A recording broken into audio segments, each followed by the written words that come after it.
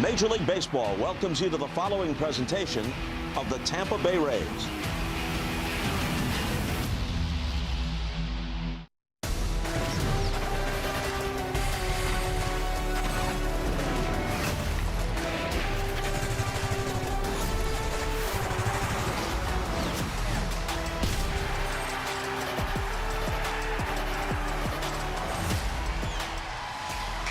Rays TV is presented by Union Home Mortgage. We greet you from Southern California Angels Stadium as the Rays begin a 6-game road trip, coming off 3 wins to wrap up their short series at home. With Brian Anderson, Dwayne Stats, great to have you aboard. Ryan Bass joins us throughout the evening as well. Well, the trip begins tonight with this stop in Anaheim. The Los Angeles Angels led by Mike Trout. Let's set the series up for them, Dwayne. I'll tell you right now, let's start with the Rays. Let's start with their record. They are setting the pace. They continue to set the pace in the American League as they sit at 40-25, the best record in the American League. It's been the best record in the American League over the last 34 games. They have gotten it all working again. The pitching's been very good. The offense continues to be versatile, and the bullpen locks it down. How about this for Yandy Diaz? A month ago, he was sitting at 293 in his average and just outside the top 10. Well, guess what? In a month, he has raised that average 38 points, and he leads the American League right now with a 331 average with damage. And speaking of damage, still dangerous. Mike Trout, 15 home runs on the season. He's getting regular playing time. He's healthy, and he has been popping the ball out of the ballpark. Now listen, the Rays are going to try to go upstairs with him and down below the zone, but don't let it be out there over the plate because Mike Trout still with that ability to hurt you. Yeah, and for the Rays, it will be Shane McClanahan tonight. Sam Aldeguerri, the lefty, will do the pitching for this Angels ball club. Yeah, and listen, Shane McClanahan's been fantastic for the Rays. He's making his 13th start, looking for win number 7, that ERA sub-3. He's, again, has been fantastic. On the other side, a little bit of an unknown. Sam Aldeguerri, he's been in 4 games this year with 1 start. He's given up 3 earned runs in 12 innings. Haven't seen a whole lot of him. I'm sure the Rays have done their homework, but the young lefty gets his opportunity tonight. First game of a 6-game road trip to Southern California. The Rays and the Angels coming up next.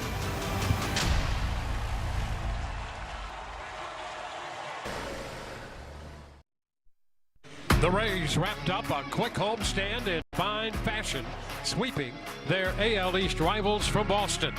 Now, Tampa Bay has hit the road for a week-long stay in Hollywood. The first order of business, tame slugger Mike Trout and the Halos. It's late night with the Rays from SoCal. Rays TV is presented by Union Home Mortgage. Rays and the Angels moments away from getting started right now. Let's go down to Ryan Bass. Dwayne, it's late night with the Rays, so we like to have a little bit of fun. Brian Baker's here with me. Rapid fire questions. We're going to start with this one. Weirdest thing you've ever autographed would be what, Bake? I'm going to have to go with a rolling pin. I guess the Baker theme. Okay. It took me like a second to get it. Yeah, it's up there. That's a good one. All right, if any actor could play you in a movie, who would it be? Vince Vaughn. You have that kind of comedy, you think? Just tall, lanky, kind of can be goofy. Right. It adds up. It adds up. All right, steak. What are we doing? Porterhouse? We're doing filet. What's the type of steak we're getting at a dinner? We're getting a ribeye, and we're going medium. Medium. Yep.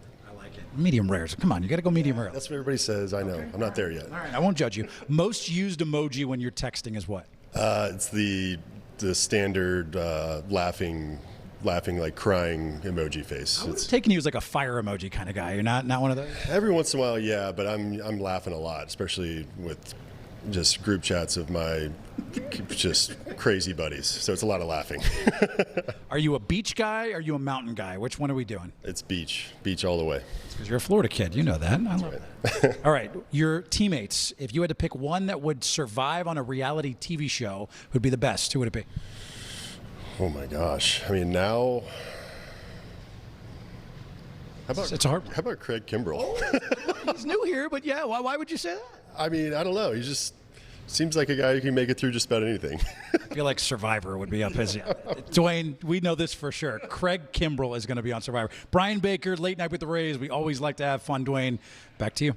Yeah, and the other thing, we're going to hear more from Brian throughout the evening, and we'll see if you can get him to decide to side with you on how the steak should be handled. I was kind of impressed. He stood his ground there. He did. He said he's not there yet, so maybe he makes that transition to medium rare.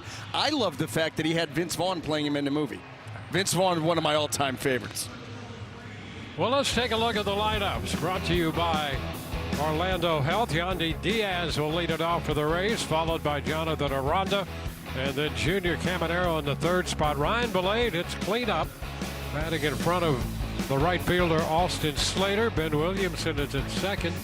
In the sixth spot, Chandler Simpson in center field tonight, with Nick Fortes catching and Taylor Walls at shortstop. He will bat ninth. Well, our Suncoast Credit Union starting pitcher here tonight for the Angels is going to be left-hander Sam Aldegari. Again, 4 games on the season, 1 start, has the ERA of 2.25 and a whip of 1.33 in 12 innings of work. Not a big strikeout guy, has not been a big strikeout guy in the minor leagues either, so the Rays are going to get opportunities against Aldegari. What will they do with him? Stay tuned. This is the mix, 4-seam fastball, averages about 92 miles an hour. Then he's got the changeup off of that. Will cut it. Occasional slider and curveball.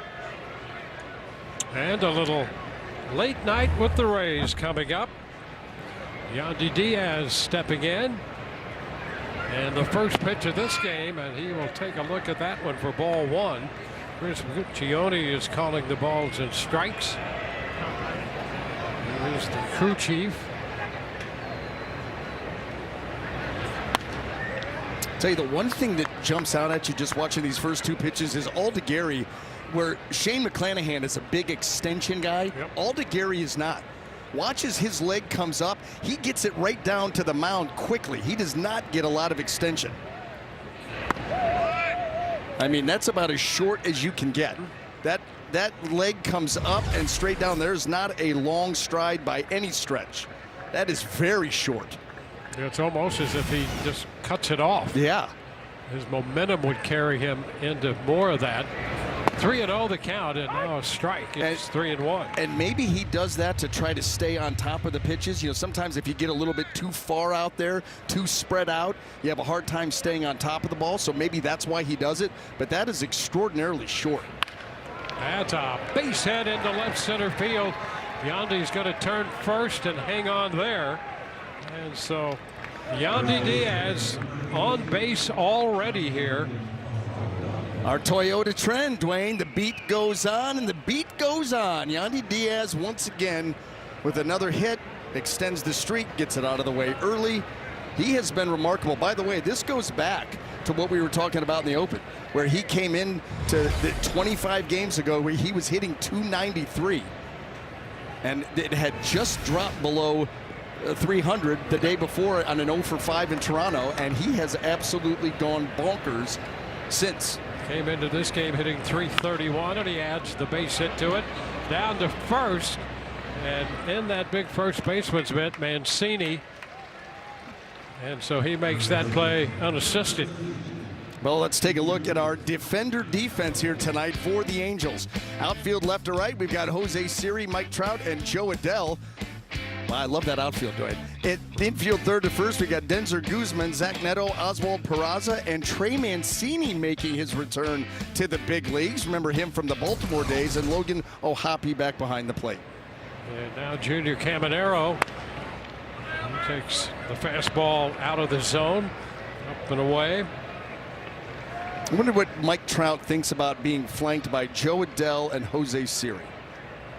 It's quite the grouping. Yes, it is.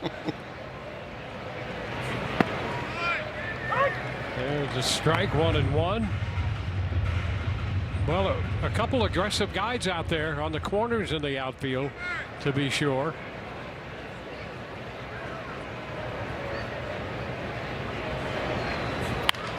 There's a high fly ball into left.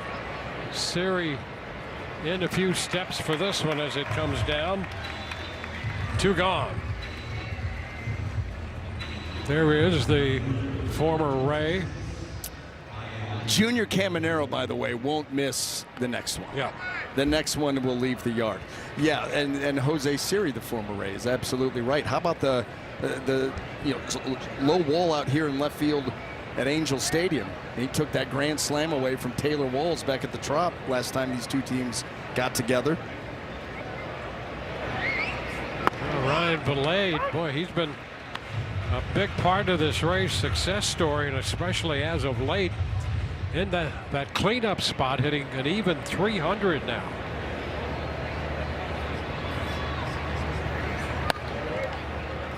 Trying to come through with 2 outs to give the Rays an early lead.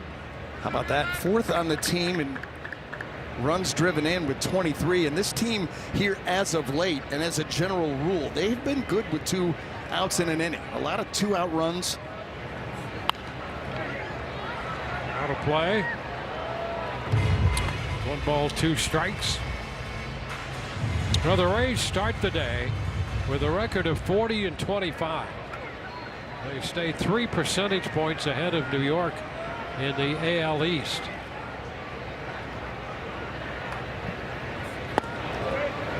A nice take there. It's 2-2. They've had that best record in the American League for over a month. Let's take a look at some scores around the league. Since we're on the West Coast, you've got Baltimore up over San Diego in the bottom of the 8th. Boston all over Texas. Toronto up in the 7th against those Yankees. Yeah, leading the Yankees 7-5. Now a full count to Vilade. Rays 40-25 with a winning percentage of .615. New York 41-26 with a .612 winning percentage. And Vilade draws the walk. Setting up first and second for Austin Slater.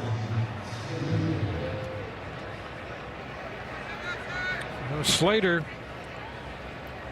with a .218 average overall since coming to the Rays. .250, 3 for 12. Double, a steal, run driven in, a run scored. So he fits right in. Does a little bit of everything.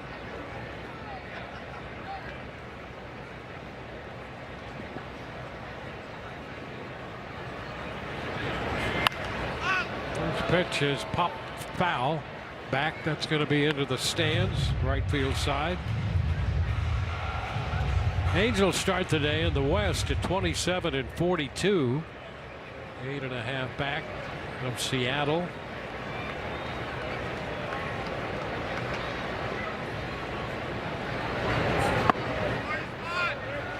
Now 1-1. Aldegari, born in Verona, Italy. Played in the WBC with the Italian team. Yes, he did. This one is wide. 2-1. I had a side of Aldegari last night, Dwayne, with dinner. Very good. Very good. Put the right sauce on top, and it's even better. Yeah.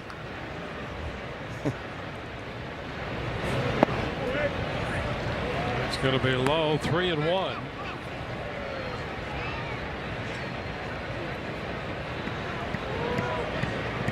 Single by Yandia.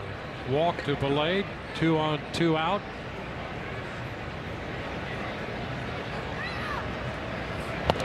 And this one will go to the backstop, but it's ball 4 anyway, and the bases are going to be loaded.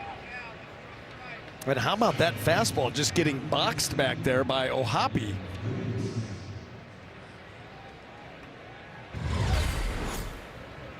Four-seam fastball. Almost. Well, you're trying to make the perfect catch to try to present it, but that ball's well off the plate. You just have to catch the baseball. Sloppy start here for the Angels, and let's see if the Rays can capitalize on it. Well, an early visit out there. Mike Maddox, the pitching coach, with this young left-hander. You know, this doesn't make a lot of sense logistically, But it'd be nice in the next year when the schedule comes out that there'd be a road trip to Anaheim and then to Miami before we bring it back home. Pitch is upstairs to Ben Williamson. You would like that trip. Again, logistically, it doesn't make a lot of sense. Yep. So maybe you combine, a stop in Seattle, start in Seattle, come to Anaheim, and then down to South Florida. Hey, there's a shot back into center. Trout's going to go all the way to the track for this one, and he hauls it in, and the Rays will leave the bases loaded. Bottom of the first coming.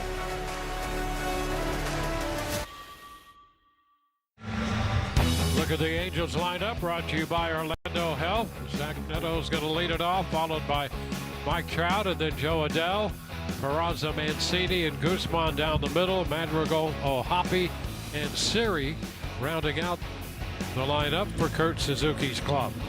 Well, our Suncoast Credit Union starting pitcher here tonight for the Rays is going to be left-hander Shane McClanahan, making his 13th start of the season, looking for win number 7. Outstanding whip at 1.10. And how about this right here? Has only allowed 3 home runs in his 60 innings worth of work. That is a winning formula. Stay away from the walk. He's done a better job of that lately. Keep the ball in the yard. Here's Zach Neto going after the first pitch, and he fouls it. Got a little bit of that one down near the end of the bat. Strike one. Keeps it simple. Fastball, changeup, slider, curveball. Averages 95 miles an hour on that fastball. That changeup, a lot of depth to it. And there is one. Low, taken, 1-1. Be interesting to see how this Angel lineup tries to go up against McClanahan. They had a hard time with that changeup in the last start. Strike 1 and 2. And that's something that Shane has shown the ability to do. I mean, obviously this game is just getting underway, but to be able to make adjustments during the course of one of his starts and try to find a different pitch that's working maybe a little better. There's the change. Comes back with the change and strikes out Neto. 1 up, 1 down. Well, let's take a look at our defender defense for the Rays in the outfield. Left to right, we've got Ryan Valade, Chandler Simpson, and Austin Slater. Across that infield, third to first, Junior Caminero, Taylor Walls, Ben Williamson, and Jonathan Aranda. Nick Fortes gets the call behind the plate.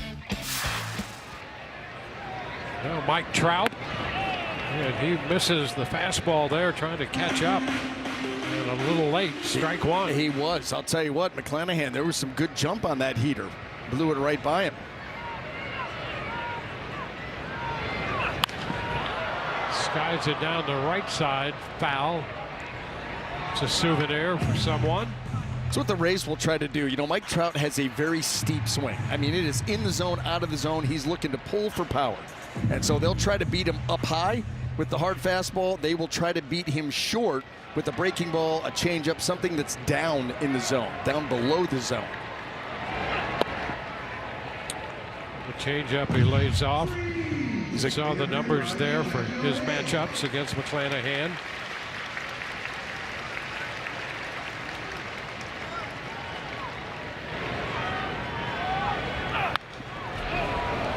Into the screen.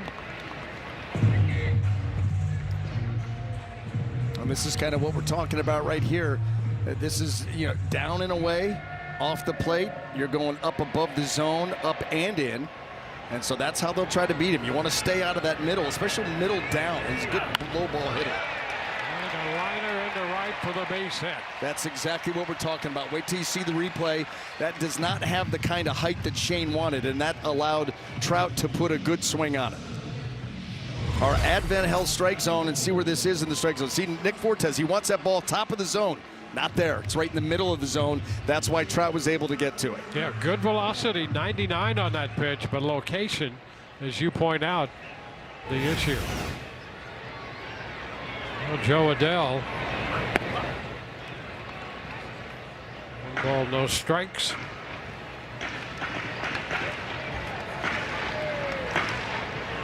Now, both these clubs, the top 3 hitters in the lineups in double figures in the home run department. Adell has 10. And he misses the breaking pitch. Changing speeds with a little break on it. 1-1.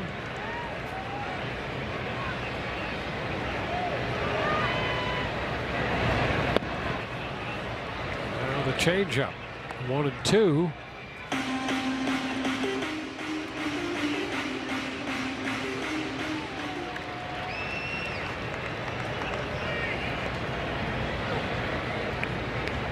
Ten home runs, 39 runs batted in for Adele, hitting .240. But he can be aggressive up there.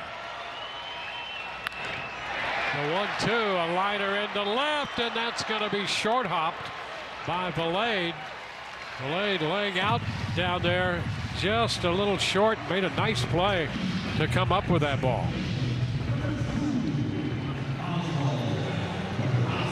And it's a good thing that he made that nice play, Dwayne, because if this skips by him, they're still running. Yep. But he does a nice job of staying behind that baseball, is not able to get there and make the catch, but scoops it, gets it in, and keeps runners at first and second, keeps the double play in order. And it brings up Peraza.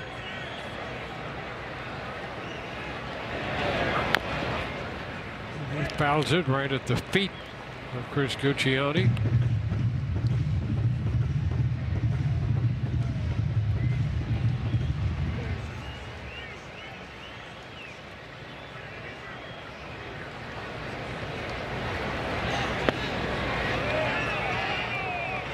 Off the off-speed change up, 1-1.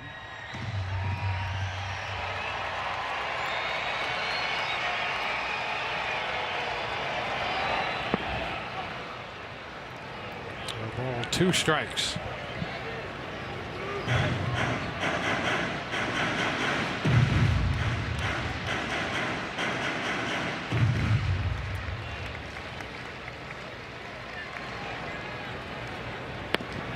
And that is strike 3 call. He broke that one out there, dropped it on the edge, and that's out number 2. How about the slider for strike 2, and then he goes right to the curveball. Our Orlando Health slow-mo replay. There is that curveball grip. There's the spin, and boy, does he lay it right out there on the outer part of the plate, right at the knees. Trey Mancini jumping on the first pitch. Slater's going to have to go back. He'll reach. It's over his head. Down he goes. That ball bounds away from him. Trout has scored. Adele's going to cross the plate. And Mancini winds up at third with a triple. And Los Angeles breaks to a 2-0 lead. And I'll tell you, Slater got caught a little bit too close to the wall. He's trying to make a play here, not going to be able to, but then going up, missing it, and then crashing into the wall as that ball bounds away. It just became a track meet. The 2-run score, Mancini's at third. Boy, just, I don't know if that hit the glove. It was close. Yeah, he's not real happy. I think that he felt that he got to the spot and just was not able to make the play. Going to challenge. Yeah, first pitch, Guzman up there. Call the ball. And Nick Fortes will challenge. ABS powered by T-Mobile. And Fortes correct. 2 remaining challenges. So the Rays retain both challenges. Ground ball down to third, backing up, gloving. Camanero's throw on the money to Aranda. 2-run score, a man left, 2-0 Los Angeles.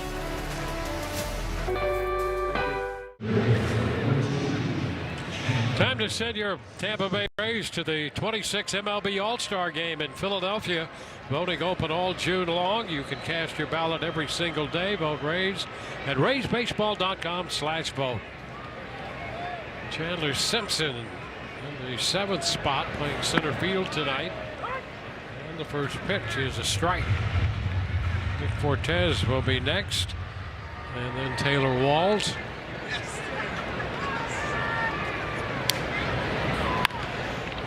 Simpson lifts a popper in the left where Jose Siri is there. So 1 away, and we'll check in with Ryan Bass. Ryan? Well, Dwayne, one of the hottest hitters in the Rays lineup happens to be their backstop, and Nick Fortes, who's digging in now, who's had quite the season. against those Red Sox. He had 7 hits in that series, was pretty darn good. And he said the big thing for him was during that recent skid that he had, a little stagnant at the plate, tried to be a little too perfect. So over the last week, he's been getting extra work in, getting that rhythm in a little bit more. He said he wanted to feel the flow a little bit more and get moving earlier. That's helped him see the ball better and make better decisions. And here's a fun wrinkle too, Dwayne. Fortes said he sought out some advice from Yandy Diaz, who gave him a few hitting tips. Dwayne, it's that easy. You pick the big guy's brain and you watch it click. Yeah, he would seem to be the guy to go to. That's a good choice. He's leading the league. That's a good choice. And a wave and miss. Fortes out in front of the changeup. You talk about, Yandy Diaz in the last 30 days has raised his batting average 38 points. Yep. That's not easy Yeah, he to was do. in the low 290s. Yeah. Came into this one at 331, has a base hit already. Yeah, so he's probably raised it 39, 40 points in the last 30 days. Well, Fortes out on strikes, 2 up, 2 down. Okay, so you've got him leading the way at 333. By the way, side note, Yordan Alvarez has 2 home runs tonight in the first inning, including a grand slam. Yes. That's pretty good first inning. What a start that is. 2 homers and a grand slam in the top of the first, I think in Kansas City. Strike on Taylor Walls.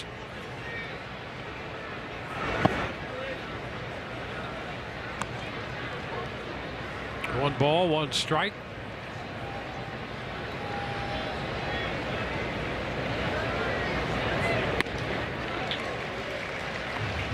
Change up again, and it's 1-2.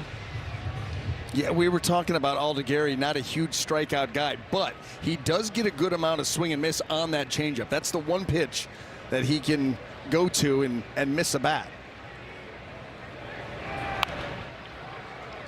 Quickened up that delivery there, a foul ball back, out of play.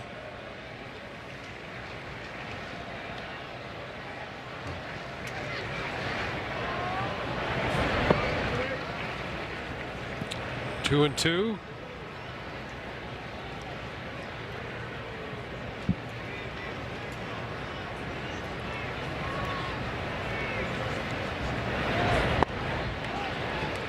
And he just missed there with a fastball.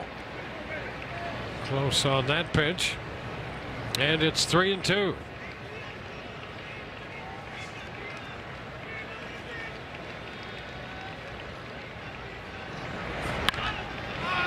It's a fly ball into left center, and that's going to be Mike Trout. So 3 up, 3 down. Late night with the Rays from Hollywood. Motion for life. Bottom of inning 2 coming up. Madrigal leads off against the Rays lefty, and there's a curveball dropped in there. Madrigal, the designated hitter, 10 for 30 on the year, 333. And this one just off the glove of Caminero, headed for the hole, and Walls was back there, and that deflection sent it through into left. We've seen that a couple of times this year. The last time that it happened, Kevin Cash, and we'll probably hear from him again after the game, said, let Taylor catch the ball. Let Taylor make the play. But right there, that little flash of leather deflects the baseball and deflects it away from Taylor Walls. Now no one can make a play. So Hoppy, the catcher, taking ball 1. It's got to be so hard, too, because Junior thinks that he can get there. But you also have a platinum glove caliber shortstop that's just sitting there waiting for it. Yeah, and it's almost against Caminero's nature just to let it go by. Yeah, and it's a routine play for Taylor, very routine. It's a difficult play for Junior. Yeah. Because even if he gloves that, he is so off balance. He's got to gather himself, set his feet, twist, and throw.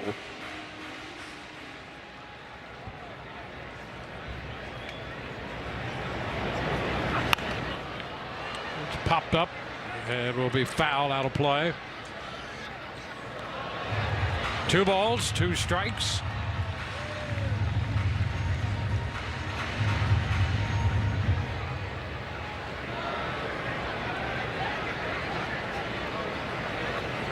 A little lead off first base. Now he shortens it up, and the pitch is a ball. 3-2.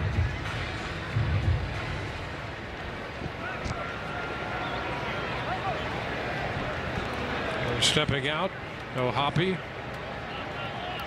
I'll tell you what, that lead, if Madrigal gets back out that far, he's going to be looking to go. Pretty good sized lead in a lean. Nah, you see that he's a one-way lead. That's right. He was right there. That's what we call a one-way lead. You get a big lead, and then you're going to try to work your way back because you want to draw the throw. In the meantime, Hoppy is called out on strikes. Hoppy's had a rough start today. First out. Here's Jose Siri. He wants Shane to use one of those disengagements so bad. Siri fouls it. Here's the thing. How about Siri? He's down in that 9th spot. He's hitting .320 plus. And with men in scoring position, he's 5 of 11. That's a .455 mark. And the move over there. Well, there is a little something going on over there at first. That was the one-way lead was trying to get the throw. He had no intention of stealing. Now that he's used the disengagement up, he may look to go at some point. That's what he wanted to do. I want to see his move. I want a disengagement to be used. And now maybe I can think about trying to swipe a bag. And teams tend to be more aggressive when they have the lead.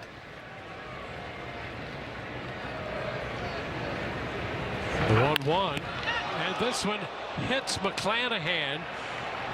He's in some discomfort out there. That ball stayed on the mound right back at him. And the Rays are going to have to come and take a look at him. Boy, that was a direct hit. And let's just hope for the best here. I mean, the fact that that ball just stayed there on the mound, it didn't deflect. It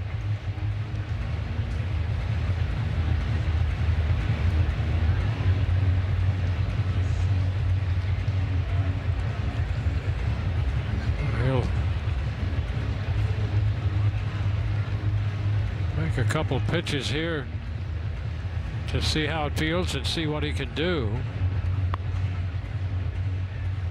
And he said he's okay. Boy, I'll tell you. I mean, how often do you see that where the ball just stays there on the mound? No. In fact, when it hit, I was looking like, where did it go? Yep. And then you're like, oh wait, it's just sitting right in the landing spot.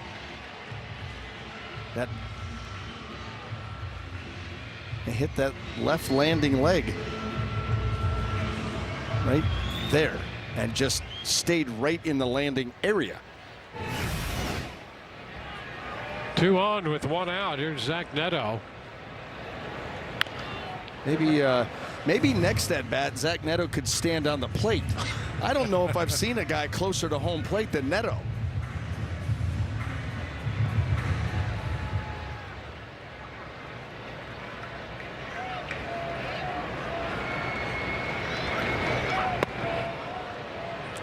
Quickly 0-2.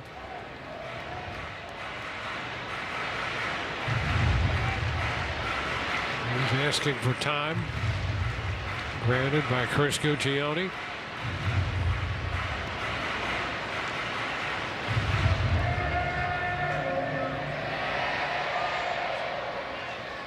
Two in the first for Los Angeles on the double by Mancini. It's out of play down the right field side.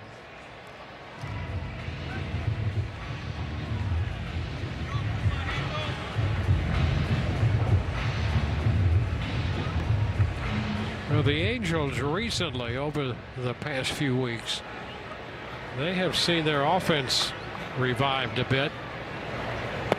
Swing and a miss, and big strikeout of Neto. He's out on strikes for the second time. Well, the first at bat was the changeup, and now we're going to go with that curveball. We dropped that one, kept it in the zone, kept it out over the plate, dropped it right down to the dirt. Well, here's Mike Trout. It's down. Well, this becomes a very important hitter early in the game with those 2 runs in the first. 2 men on with 2 outs in the second inning. How about that? First inning against Trout, 99. Hardest pitch this season. It's fouled back. 1-1.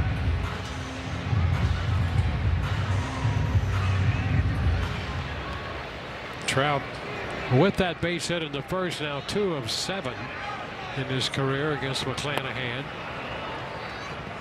The changeup. McClanahan the advantage in the count, 1-2.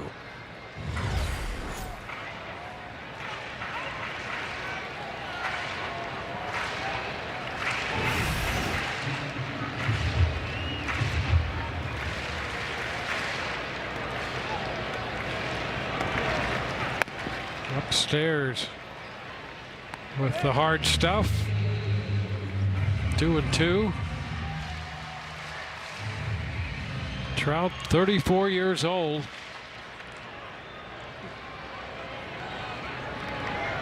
Into the dirt, bounding away, and the runners are going to move up. So a wild pitch, and that places both runners in scoring position. We just yanked that changeup right down into the dirt. And up and off Fortes after that fastball that he elevated. He went from one extreme to the other. 3-2 pitch, and he walks Trout.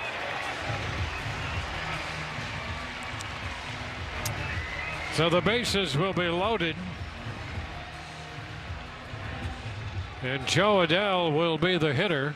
Celebrate your Dominican heritage at Tropicana Field Friday, June 26th. The Rays take on the Arizona Diamondbacks. Fans can purchase a Dominican heritage ticket package, including a seat to the game and a Junior Caminero Dominican Heritage bobblehead. Visit RaysBaseball.com/Dominican Republic. Kyle Snyder makes his visit brief. Well, a lot of base runners here in the first couple innings. 3 hits, 2 runs in the first. 2 hits and a walk here in the second inning, and it's McClanahan against Adell. It's ball 1. Adell lined the single in the left in the first. That's a strike.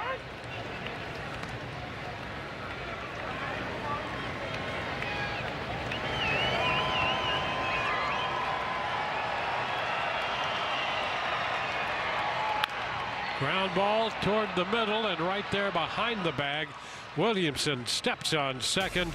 They leave him loaded, and we go to the third. Top of the order coming up.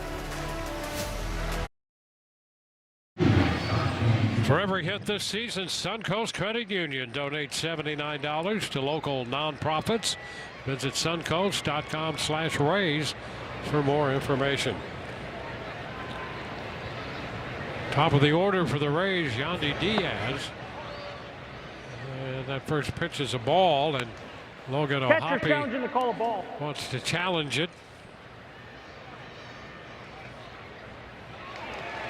Call's overturned, strike 1. And that is a strike, as it turns out.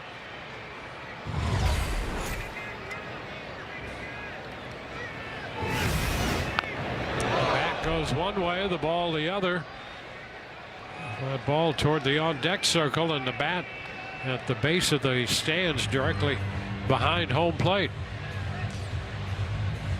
And it's a 2-strike count on Yandy.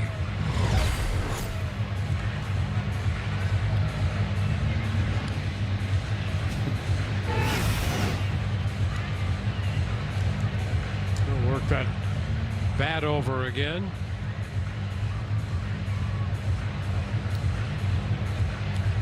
Boy, getting it done, huh? That 25-game on-base streak, 11 walks, 23 driven in. That's the thing, the production that's gone along with the streak. Yep. Well, he's a great guy to have lead off because he's an instant run threat. He's got 3 leadoff homers this year.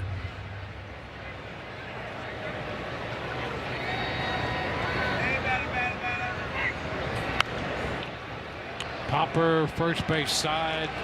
Mancini, just fair. 1 away.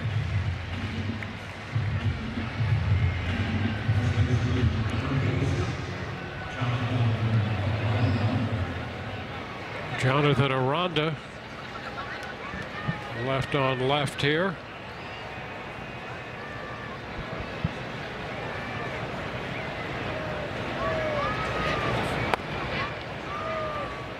Ball 1.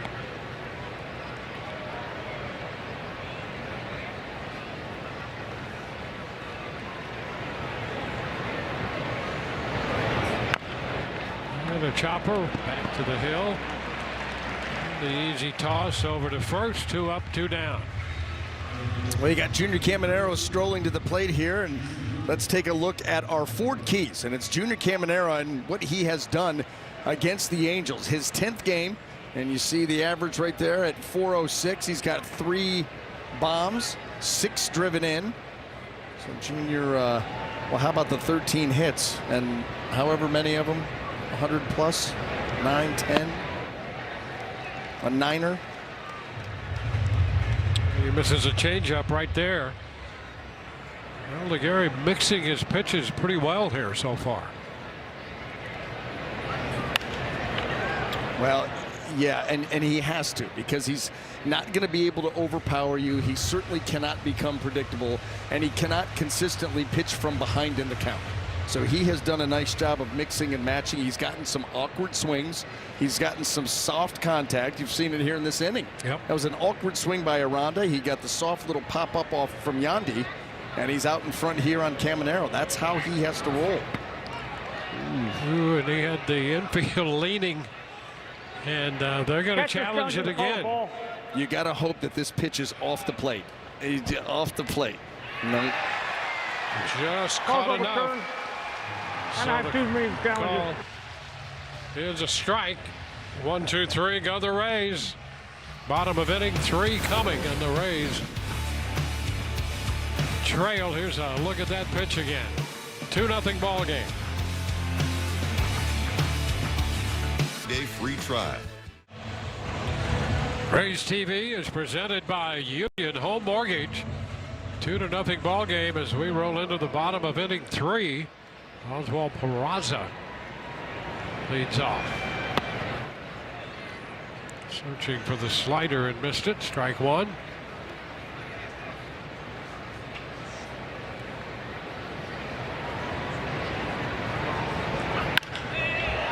Lines it toward the gap in right center field. That's going to go to the wall.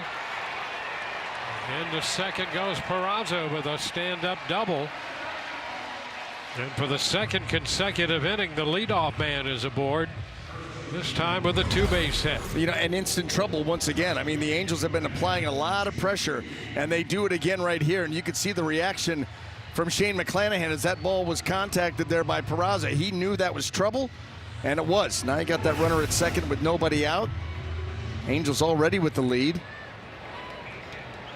Well, Trey Mancini, who drove in both runs, takes strike 1. How about Trey Mancini's story? Yes. He had a good story to begin with, but hasn't been in the big leagues in a bit. Thought that maybe it might be done for him. Obviously, that's not the case. Yeah, he's battled his way back from colon cancer. How about that first major league game since 2023? I mean, that was when Shane McClanahan got hurt. Yep. That's how long he had been out. Crowded by that pitch and fouls it off. Out of play. 1 and 2.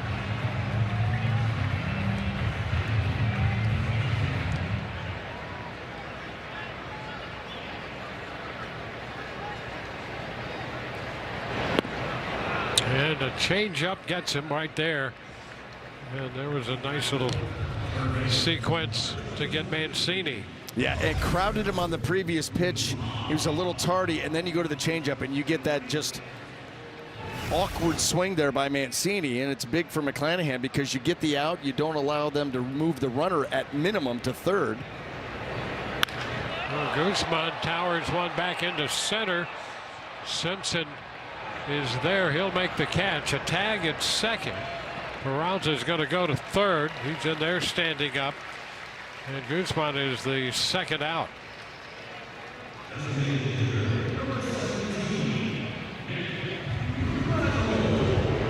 Oh, Nick Madrigal, the designated hitter.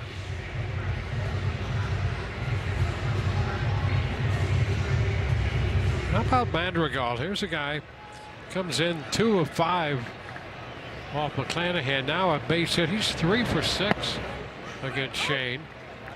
And there's a strike.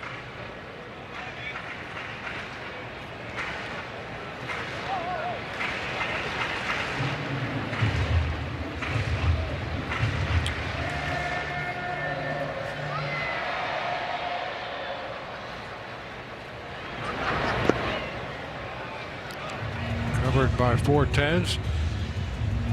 1-1.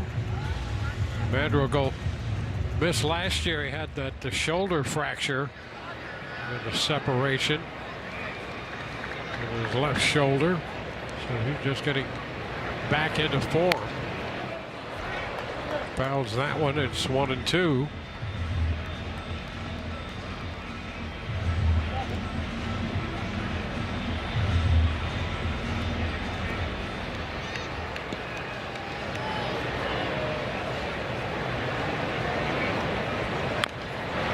Reaching and taps it foul on the changeup.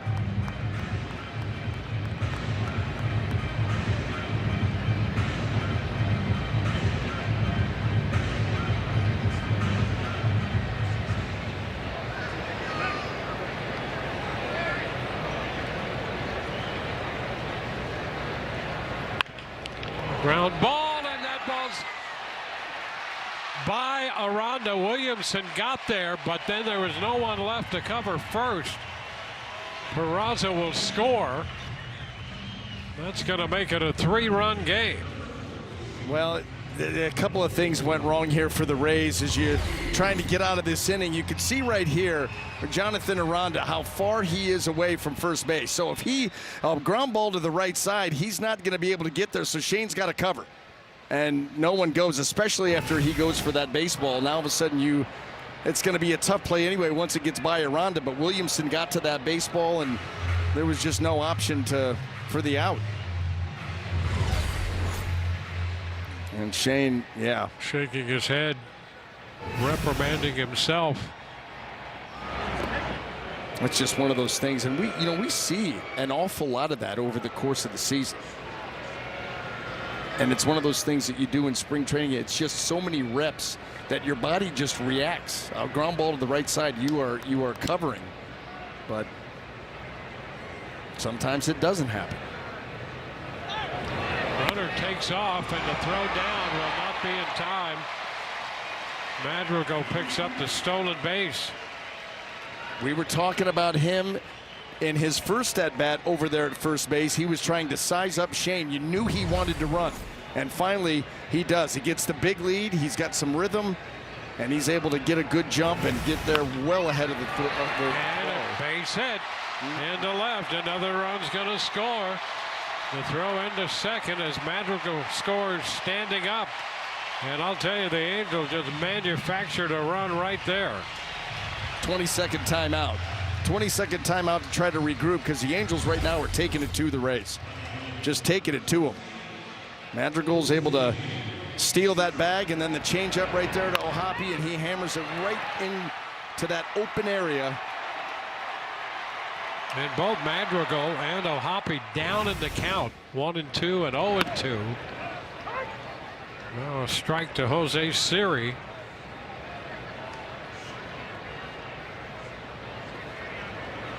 So frustrating here for the Rays. 0-2.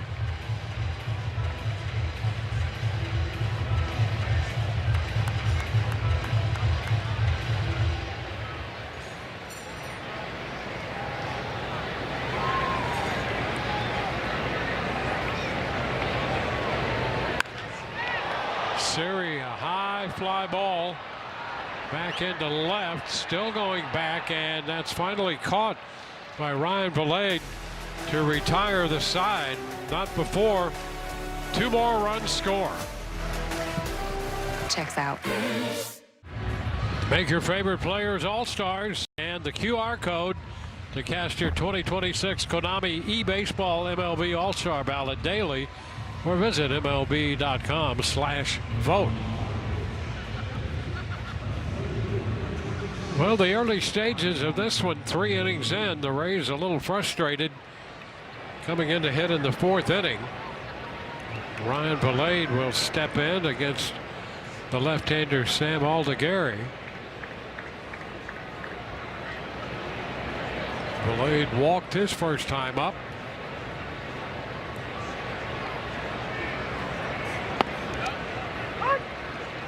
The pitch is a strike.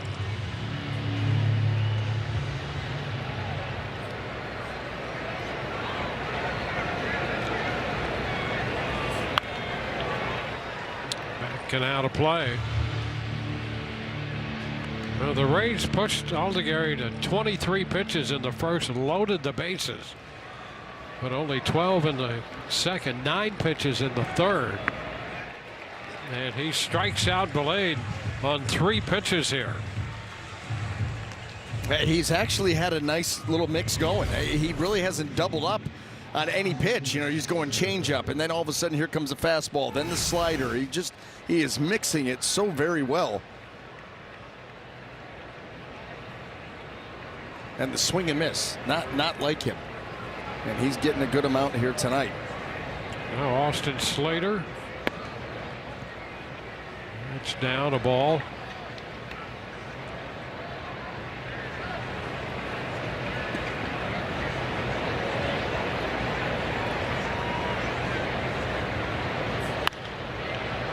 Foul back. Slater coming into the game. You combined his at-bats with Miami and the Mets and the Rays, 218.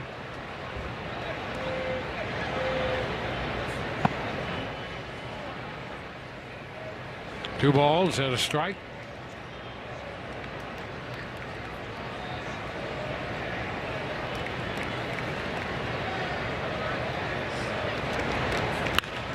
Down to third. Oh, what a play by Guzman. He comes up throwing, sharply hit, and Guzman up to the task down there at third. Slater is out number 2. And playing at the cut of the grass. He is playing shallow, so he does not have a whole lot of range to be working with right here as he gets set towards that turf. Our All-State good hands replay, and there he goes. He comes in, he's about even with the cut, and is able to glove that and then finish it off. Right now, everything going the Angels' way. And Ben Williamson takes a strike. And they're tight, about even with the bag, and you see how athletic to be able to make that play as a third baseman. Sky toward the line and right. Liddell is there. And 1-2-3 go the Rays. Bottom of inning 4 coming up, 4-0. Well, as we take a peek at the rooms to go standings, BA, the Rays getting a little help in Toronto. The Blue Jays have beaten the Yankees 8-5. And the Rays still have a ways to go on this one, but so far it's been all Angels here. But that was good news. Maybe that's part of the turnaround tonight. Well, yeah, I mean, anytime you're out west too, so all those games are obviously happening well before your game's going to be over. So a little bit more active with the scoreboard watching. Saw Toronto and Baltimore both won. 1 strike on Zach Neto. Well, that was Boston. Boston blew out Texas 10-1. The Rays just finished with the Boston Red Sox. 0-2 count here on Neto. And he is out on strikes.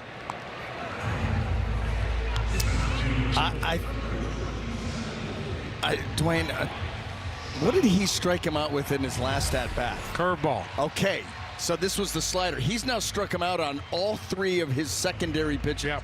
Change up, drop the curveball in there, and then gets the swing and miss at a slider. Well, Mike Trout sends it into right center field. Simpson's making the call and the catch. 2 up and 2 down. Yeah, you're right about Neto. He got him swinging on a changeup in the first, swinging on a curveball in the second, swinging on a slider in the fourth. That's a rough start to the ball game to punch out 3 times in 4 innings on 3 different types of pitches. He's seen 11 pitches, only 1 out of the zone, and all those different pitches in his 3 at bats. And here's strike 1 to Joe Adell.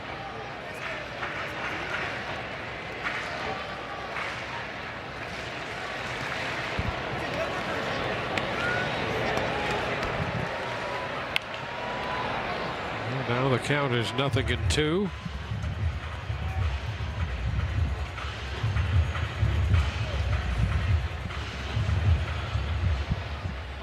You know, the interesting thing, it'll be kind of interesting to look back over this outing hitter by hitter. There's a foul ball, still 0-2, and that one off Fortes.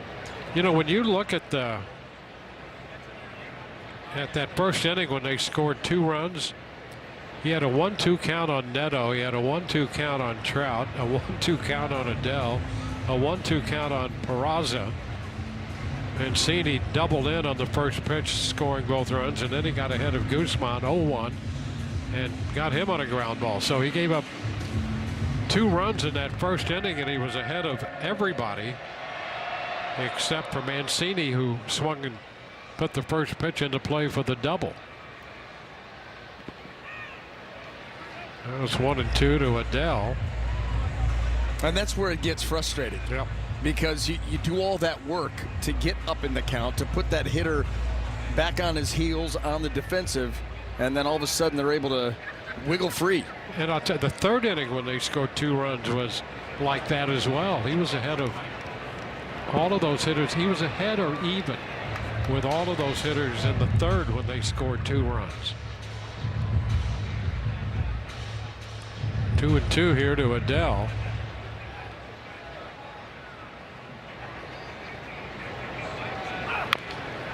That's a foul ball. In fact, when I say even, Guzman hit the fly ball to center field on the first pitch. Other than that, he was ahead of everybody else in that inning. So you talk about putting all the pieces there to be frustrated in the first and third innings. They are all there. Another foul ball. And what makes it even more frustrating is coming into the start, if an at-bat ended with Shane ahead in the count, the hitter's on-base percentage was 151. How about that? 151. Yep. The on-base, not the average. Yeah. The on-base. Yep. That has gone way up here because of those 2 innings. And a swing and miss. He got him on the changeup. So a 1-2-3-4 on to inning 5 we go. 4-0. That was a win. Step up to the plate and celebrate. Backyard baseball at Tropicana Field. Sunday, June 21st, the Rays take on the Washington Nationals. With the backyard baseball ticket package, you'll score a ticket to the game and an exclusive Pablo Sanchez bobblehead. Visit RaysBaseball.com/backyard. Pablo Sanchez is a baller, Dwayne. Oh, got a bobblehead. Yeah, exclusive. There's only one. That is correct. Oh. Ooh, hit that twice. Once on the backswing as well. And it's 0-2.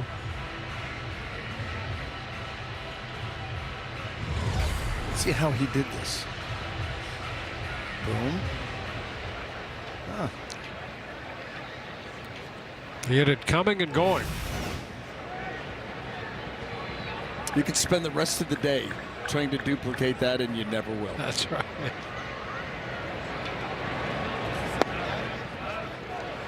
A ball, 2 strikes. Well, you look up here, 5th inning, the Rays have only 1 hit, 2 walks, and all of that came in the 1st inning. You know, and Dwayne, I think what's more frustrating about that too is, you dig in on a little homework on Sam Aldegheri. Yeah. And you look and see what he's been doing in the minor leagues this year. And at Salt Lake City, he was 3-4 in 9 starts, but with an ERA of 7.24. Yep. 7.24 ERA in AAA in 9 starts. Yep, that's right. And just carving tonight. And he draws the walk here, Simpson. So Chandler heads to first, and we will head down to Ryan Bass. Well, Dwayne, it is aerospace night here at Angel Stadium. They had some serious star power throwing out the first pitch. NASA astronaut Victor Glover took the mound, delivered a strike to Mike Trout. I'd call that a routine landing for a man who just spent a few months ago literally circling the moon. The Southern California native was a football player, wrestler at Cal Poly before serving as a Navy captain and a test pilot. Those experiences eventually led him to NASA, where he piloted Artemis II, became the first African-American man to travel around the moon. Dwayne B.A., the distance from the mound to home plate, 60 feet 6 inches. For Glover, it's a pretty short trip considering he flew nearly 250,000 miles from Earth. Bare details, and boy, they're pretty fascinating too. Yeah. Wow. That's pretty special. Nick Fortes with a count of 1-1.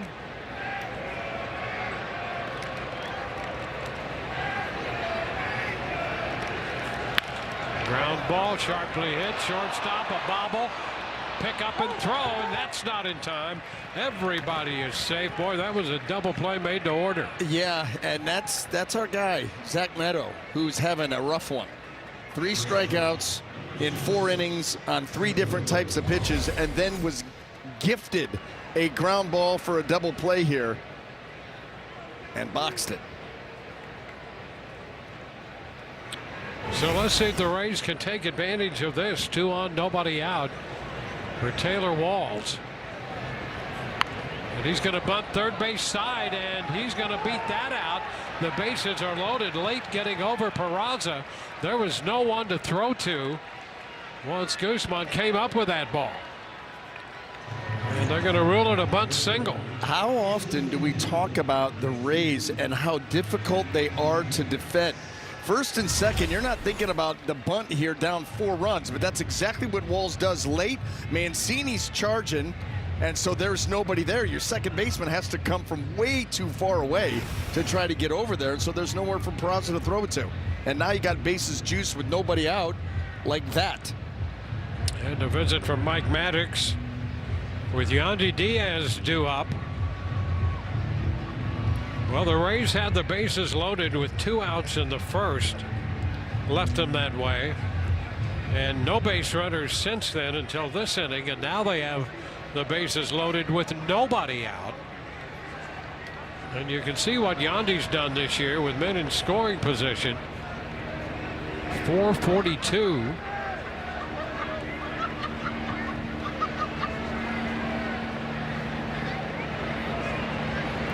And here we go.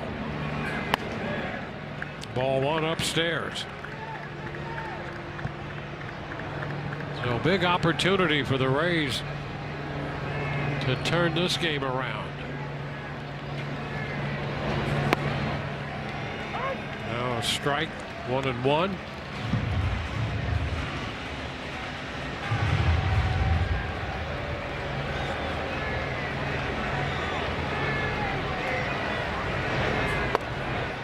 A little close there. 2 balls and a strike. He's trying to keep those fastballs in on Yandy. He doesn't want to allow him to get those arms extended. But in doing so, he falls behind 2-1. Had him reaching there on the changeup. Just a little bit of it. It's 2-2.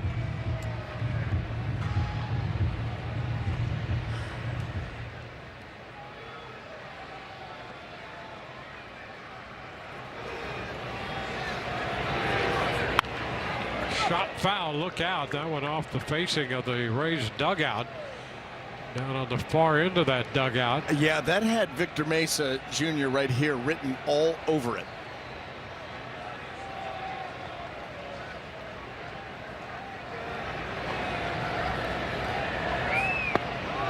And Yandy takes one down. A breaking ball there, 2-2. And it's 3-2. That's a great take. That is a great take because that ball was in the zone a long time. And Yandy not biting.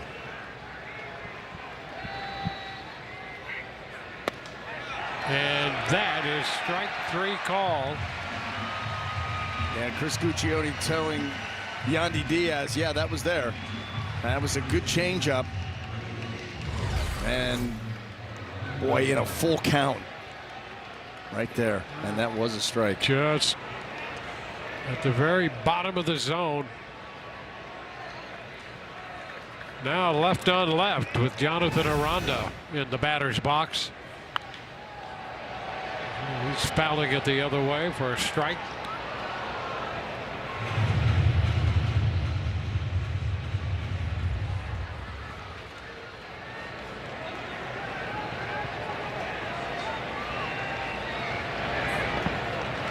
Blocked this time by O'Hoppe. 1 ball, 1 strike.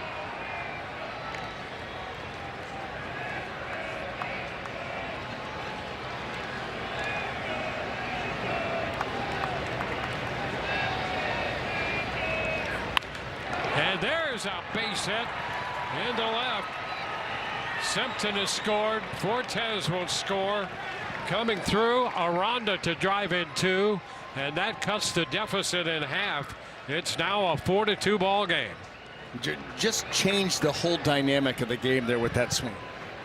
Jonathan Aranda has been so good this year with runners in scoring position, and he's right there once again. Lets that ball get into the zone a little bit, and then just short stride, quick hands, and shoot that ball the other way and get the Rays right back in this game. Runs batted in 46 and 47. Here's Junior Caminero. The pitch is down. Yeah, that changes the complexion of this game in a hurry. Now the deficit just 2. I would love to be I don't know, fly on the pole there. I don't know. To listen to that conversation. And the chopper to short. Neto steps on the bag and the throw to first. He skipped it in, but Mancini came up with it for the double play, and the Rays are out in the 5th inning. But they pick up 2, cut the deficit in half.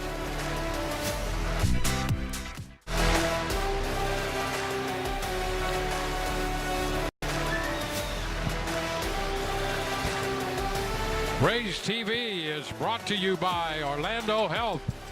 We make it personal. By Rooms to Go.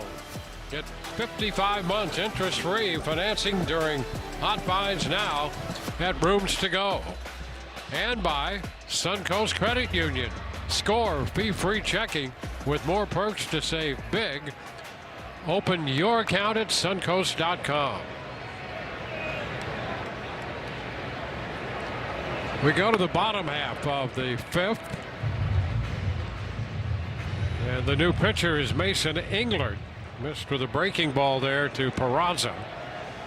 Wasn't he, 1 ball, no strikes. Wasn't he supposed to pitch like 4 days ago? He was, which means he's well rested.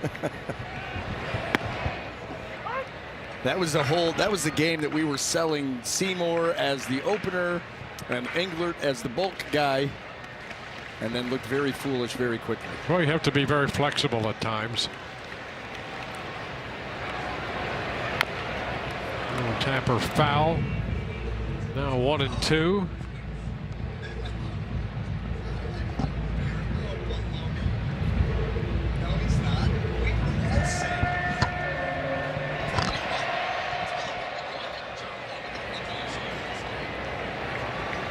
So 4 innings for McClanahan. Up and in, cut loose with the fastball there. And it's 2-2.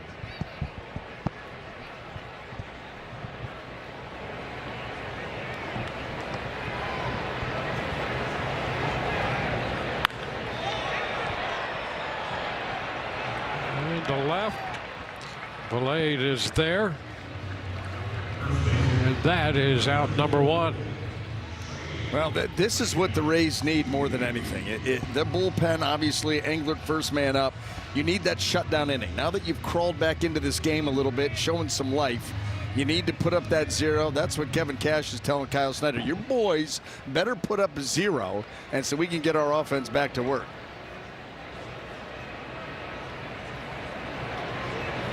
Rays have made it a 2-run game. Mancini opened the scoring for the Angels when he doubled in 2 runs in the first. Struck out his last time up there. 1 ball, no strikes.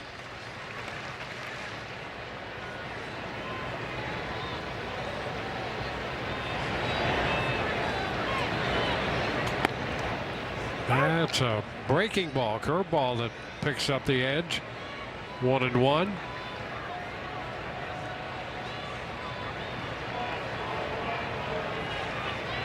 Eight hits allowed tonight in 4 innings for McClanahan. That's a fair ball back a third and across the diamond. 5-3. 2 up and 2 down. Caminero to Aranda.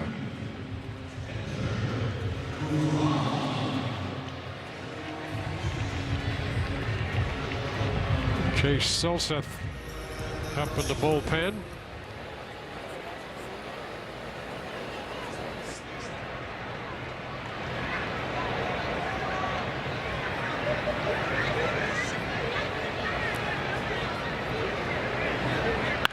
Hot shot. That's going to be a fair ball for extra bases. Blade will have to play it as it rolls around that curved wall, and it's a double for Guzman.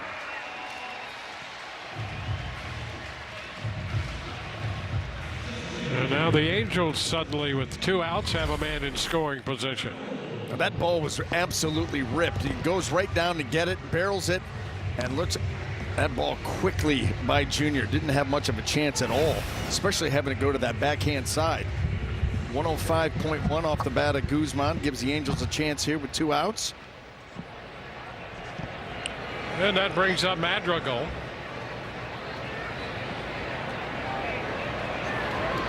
So a 2-out spot for Englert. And he misses on that first pitch.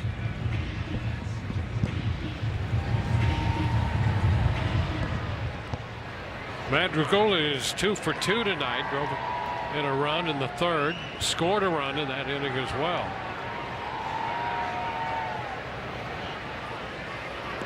So a step back. Guzman retreats to the bag.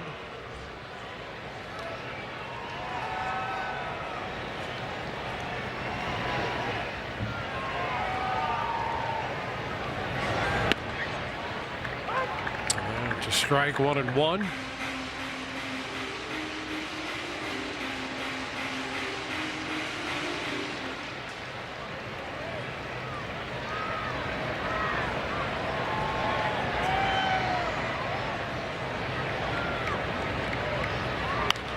Breaking ball is popped up. Williamson out there from second to make the catch. No runs, a double, and a man left. We go to the 6th. 4-2.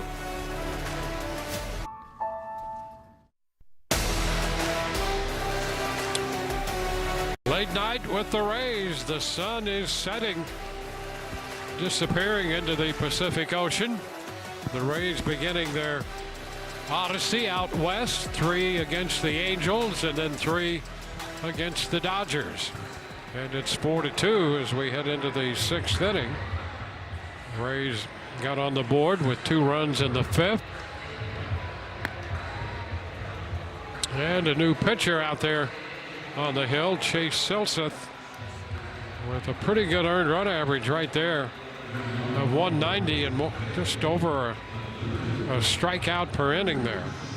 Yeah, and a pretty good ERA considering the whip. I mean, 1.39 is not the end of the world, but he must be doing a really good job with runners in scoring position. In fact, he had 14 consecutive appearances where he did not give up a run. That was snapped his last time out, but he was on a good run there for the last month. There was the mix Ryan Valade takes the first pitch for a ball in.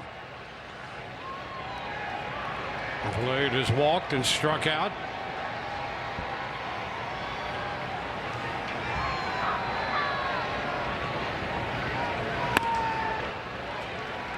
One and one.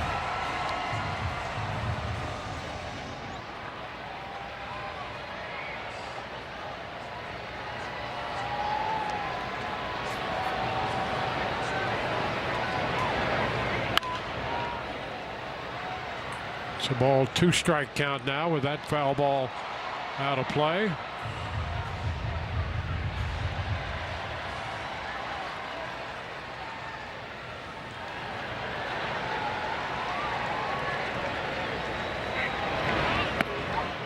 And a reach right there. Well, that had some dramatic drop there. Yes, it did. Wow, the splitter there by Silseth. Watch this thing in the zone and then just gone. I mean, out of nowhere, that ball takes a nosedive.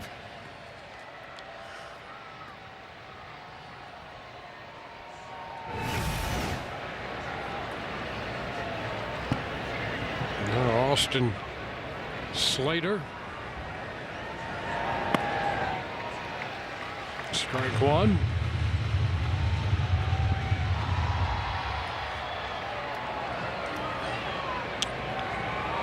30th appearance this year for Silseth.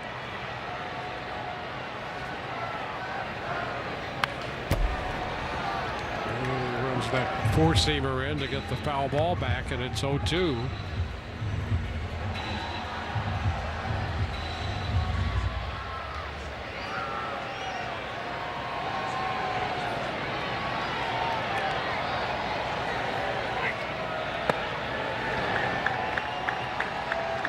Ball, 2 strikes. Rays left the bases loaded in the first. Scored 2 runs and left a man on in the 5th. Now batting in the 6th, down by 2. And boy, Slater has that pitch disappeared. Wow. Yeah, another splitter. We saw the swing and miss rate up over 40% against that pitch, and you understand why when you look at it in action. I mean, that ball's in the zone for a long time and then is well below the zone, headed towards the dirt. Not a lot of spin, a lot of deception. It's Ben Williamson.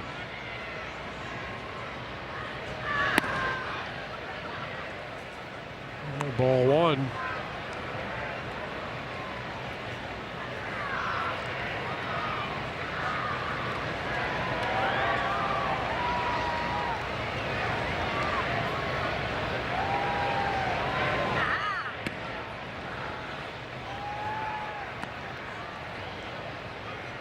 Two balls and nothing.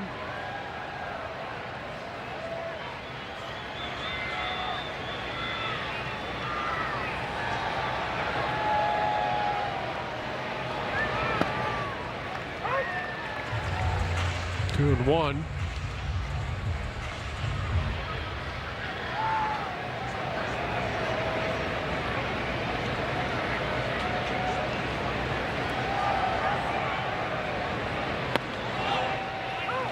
And that's going to even the count. 2-2.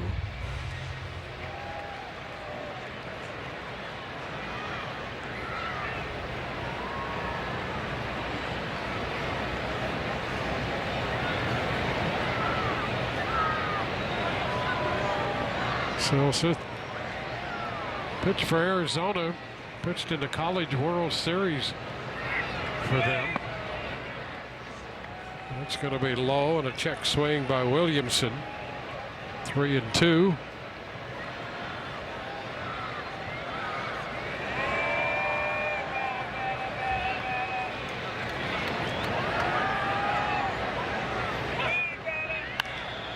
And that's fouled out of play.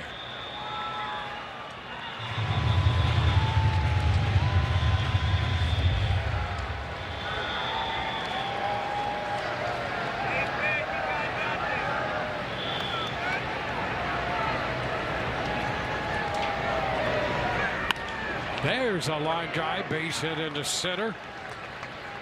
So 2 out single, and Williamson is aboard.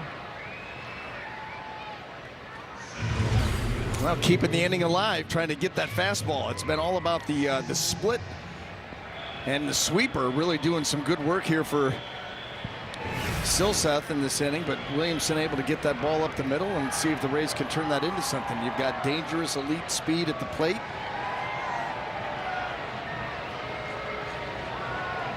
Now Chandler Simpson. And he shoots one into right field, but Adele is going to be there, moving into right center, reaching up to make the catch. Rays leave a man. Bottom of inning 6 coming 4-2 Los Angeles. Rays TV is presented by Union Home Mortgage. On to the bottom half of the 6th inning. Logan O'Hoppe jumps on the first pitch, sends it into left, and that's over the head of Valade out there. Extra bases coming. O'Hoppe is in with the double, jumping on that first pitch. Which is 6th two-base hit. Just like that, the Angels put a man into scoring position. Well, that was just a hanging breaking ball that ended up rolling in about belt high, and O'Hoppe jumps all over it. And look at the carry he was able to get it out over the head of Valade.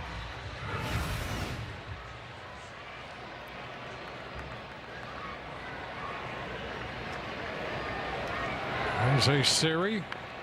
He's going to put down a bunt, and a good one. Throw to first is high, and a nice job there. Coming over from second, Williamson, to keep his foot on that bag and get the out, with O'Hoppe moving over to third base. And he had to transfer the left foot to the right foot.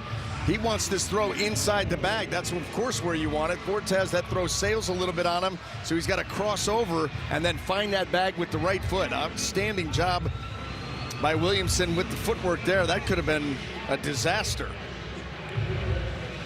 And right here, a big meeting on the mound. The Rays have made it a 2-run game, originally down by 4. And all of a sudden, a major threat here for the Angels to pick up another run. Let's check in with Ryan. Well, Dwayne B.A., we are officially 1 month away from Longo Legacy Weekend at Tropicana Field.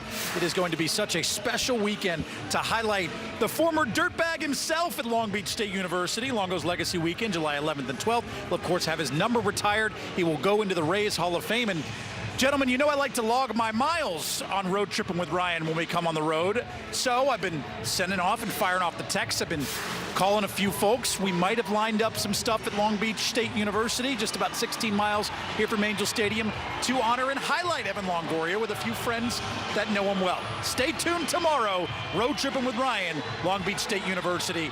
You love those fellow dirtbags, don't you, B.A.? Oh, who doesn't love a good dirtbag? I mean, really. And how about Ryan Bass, always thinking and ready to hit the road at a moment's notice. Well, here we go, top of the order. Zach Neto, infield up for the Rays. And the pitch is foul. That'll play down the right side.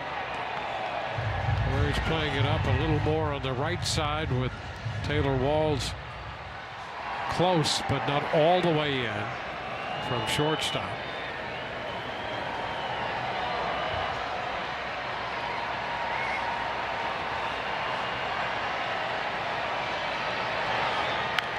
And a big cut, the foul ball. 0-2.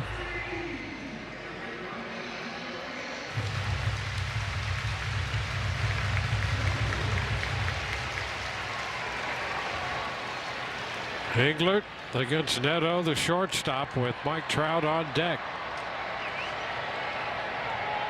And time here granted at the last moment. Chris Guccione granting time to Neto.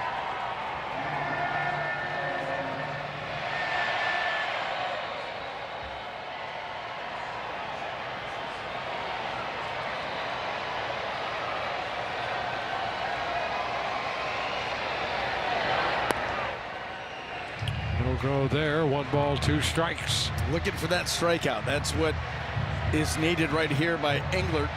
And he's put himself in a pretty good position. 0-2 now 1-2. Can still expand that zone and try to get Neto to go outside of it. He's already struck out 3 times here tonight. He's trying to make it 4.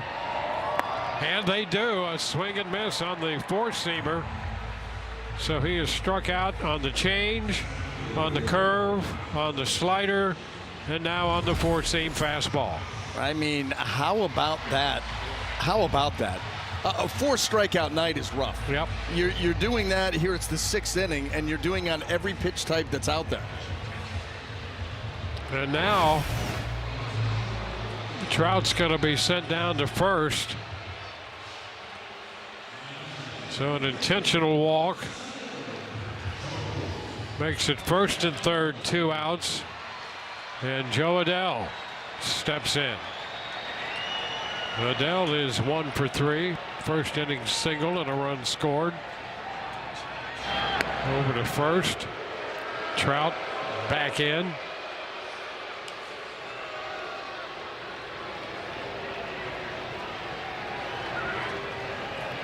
And the Rays with a little meeting to take place on the mound right now.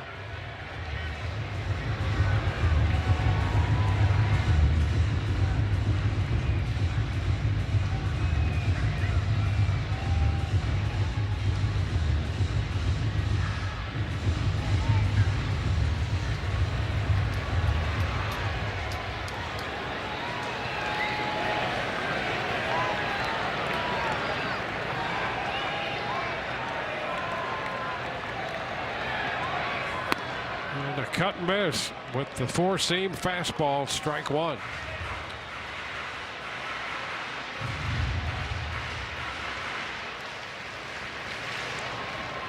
Well, Adell this year with men in scoring position has hit .348.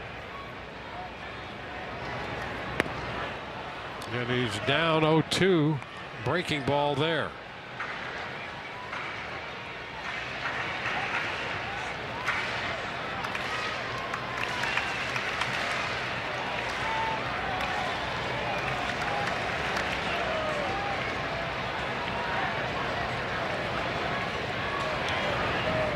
And Englert missed there. 1 ball, 2 strikes.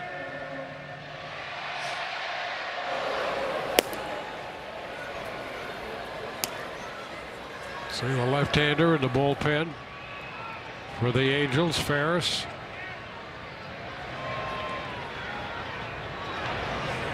Oh, the foul ball on the fastball.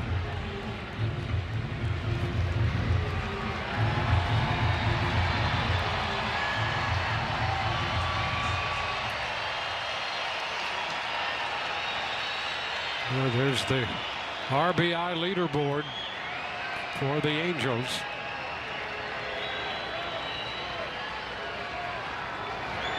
Runner breaks off first, and the pitch is skied to left.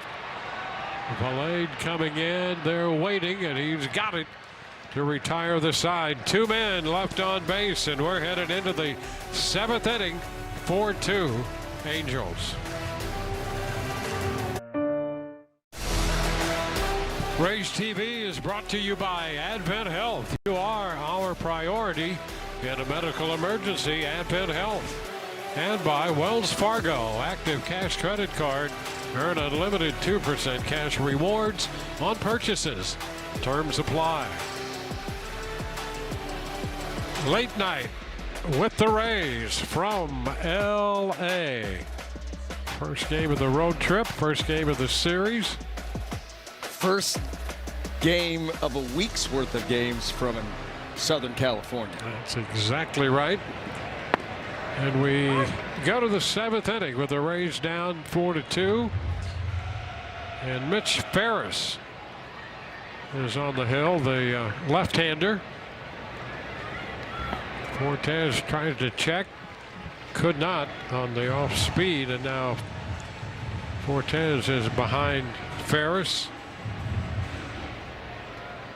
0-2 the count.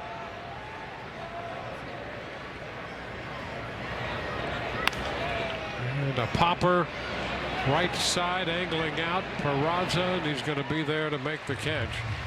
Cortez is the first out. Well, Ferris with the Tampa Bay connection went to Palm Harbor University High School in Palm Harbor.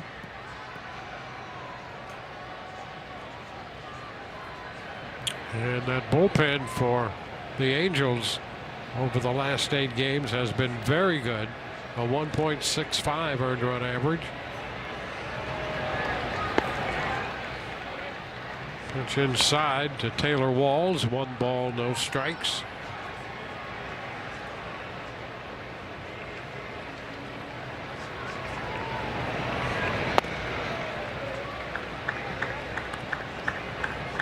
Two and 0.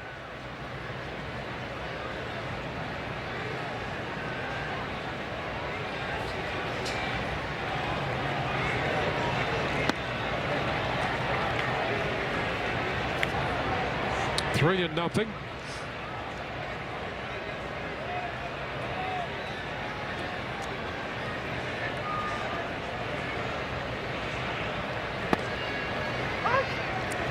Taylor takes a strike. Top of the order, Yandy Diaz on deck. Rays would like to get somebody on board for the top side of the lineup, and that's going to do it. A walk.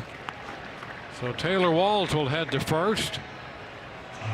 For every hit this season, Suncoast Credit Union donates $79 to local nonprofits. Visit suncoast.com/raise for more information. Well, here's Yandy with a first inning single, 1 for 3.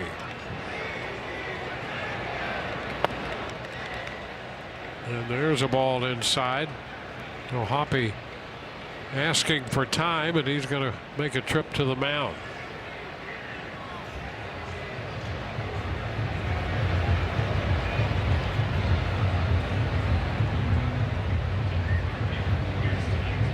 Well, Ferris, 25 years old.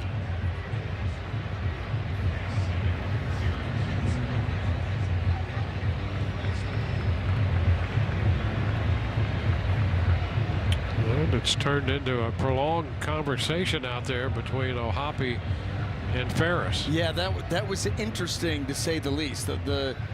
Even just the look on Ferris's face, what he was being told or asked. I mean, who knows? He didn't do a lot of talking.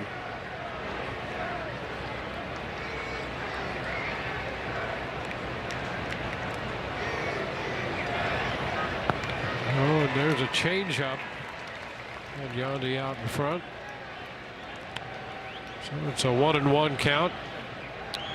Well, Yandy, look at the average against opposing bullpens. .459. Came in hitting .331 overall.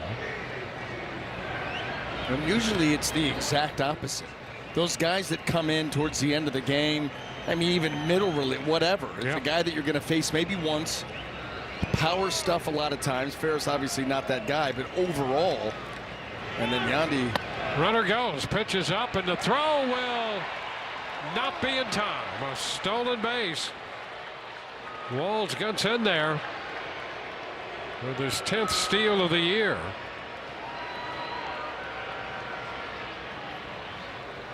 So he's in scoring position.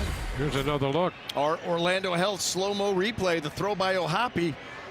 Right there. Now you got to reach for the tag, and that's where Peraza's just not able to get it there in time. Taylor does a nice job of hanging onto that bag with the oven mitt. And the fastball makes the count 2-2.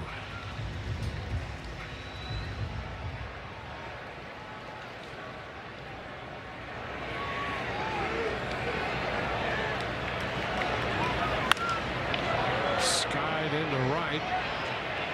Liddell sets up and makes the catch, holding at second. Oh, Walls, and now that ball back in. I'll tell you, that can be dangerous out there around second base. I guess so. Joe Adell comes up throwing, doesn't really step into it. Peraza can't handle it.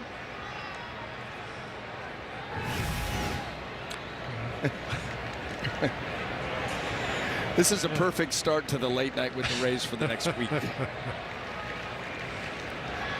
Jonathan Aranda.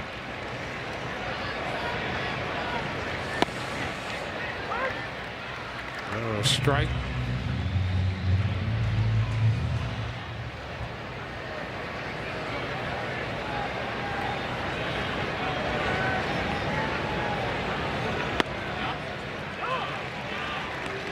Two quick strikes here against Aranda. He came up with an RBI single against the starter, Aldegari. Here's a look at that against the lefty. Well, breathing a little life into that Rays dugout. A couple of strikes on him, couple of outs, base hit the other way. That pulled the Rays within 4-2. Oh, and strike 3 called. We'll see. And Aranda wants to take another look. Aranda had that ball off the plate away. And Ball's overturned. Tampa Bay has 2 remaining challenges.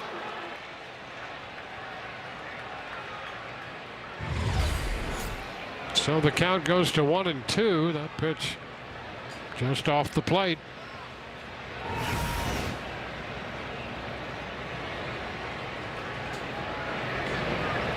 1-2 and a chopper left side short.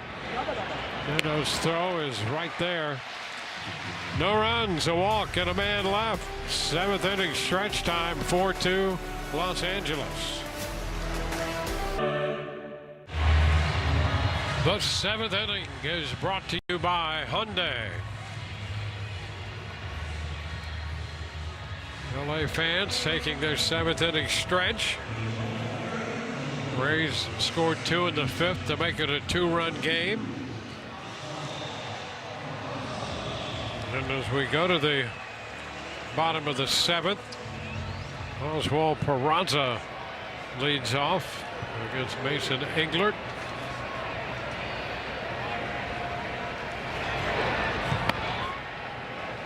There's a strike. Englert gave up a 2-out double in the 5th, left a man on, gave up a leadoff double in the 6th. And after an intentional walk, left 2 runners aboard. Pitching in the bottom of the 7th inning in relief of Shane McClanahan. Shane worked the first 4 innings, charged with 4 runs, 8 hits, 6 strikeouts, and a walk.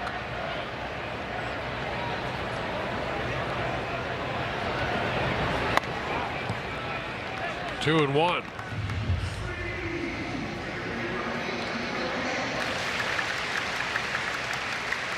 Rays and the Angels tomorrow. Griffin Jacks will pitch tomorrow night.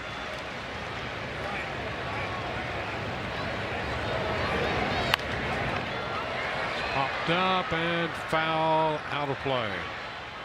2-2.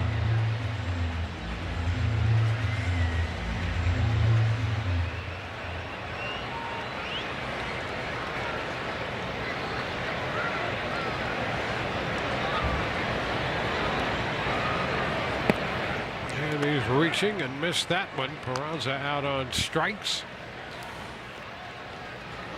Second strikeout for Englert.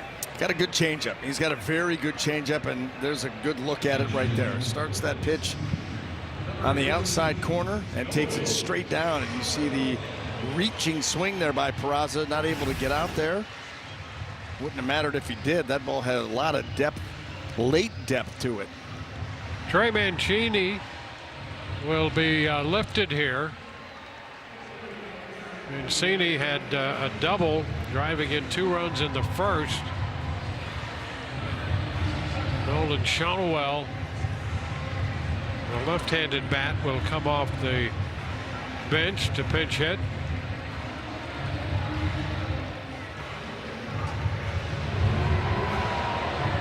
Mancini with a double, strikeout, and a ground out. Now is Shonowell.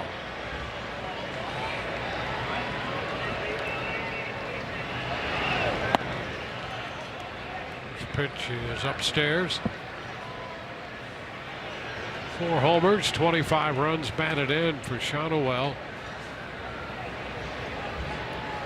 256.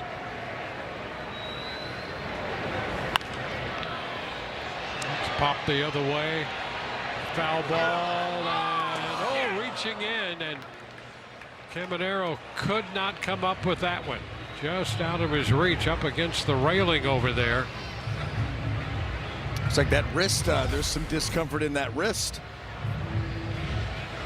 That ball's going to stay where he can make a play on it, not able to come up with it, and then doesn't look like that felt real good, but he's staying in there right off the end of that glove.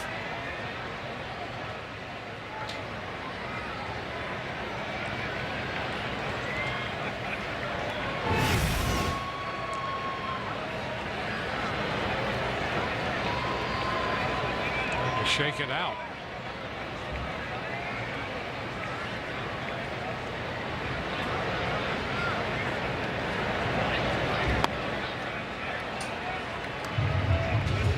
Two and one. Junior down there at third. Trying to normalize things.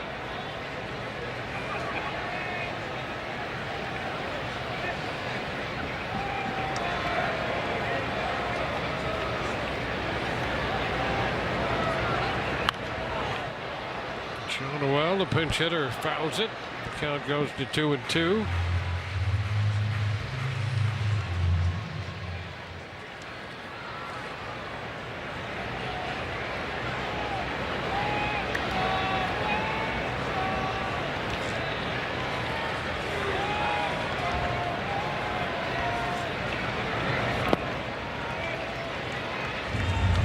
Takes it all the way out.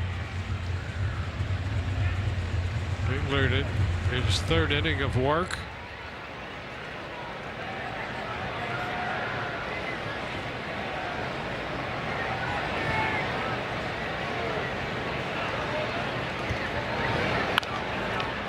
Bouncer foul, forcing another pitch. That one into the Rays dugout. Shonowell against right-handed pitching, hitting .284, a little over .250 overall.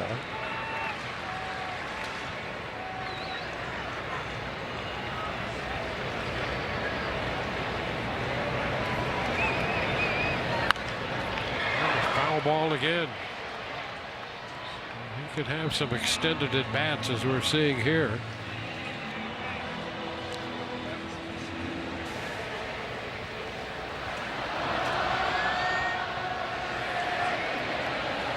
Shonowell out of Florida Atlantic University, and by the mound into the mitt of Williamson, who throws him out.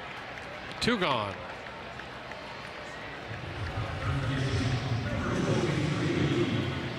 So with the bases empty, Denzer Guzman,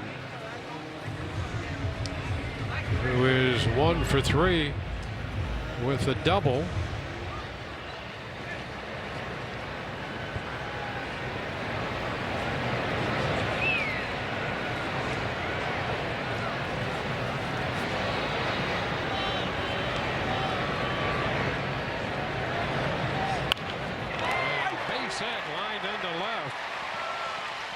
Guzman is aboard. On that first pitch, Guzman just recalled Monday by the Angels from AAA Salt Lake.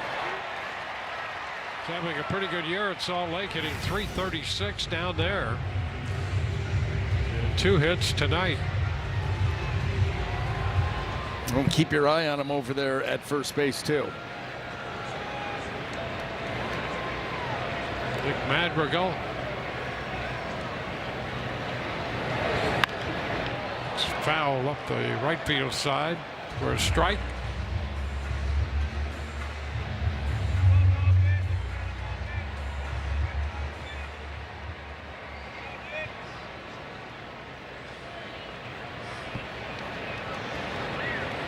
Guzman had 9 steals in the minor leagues before getting the call.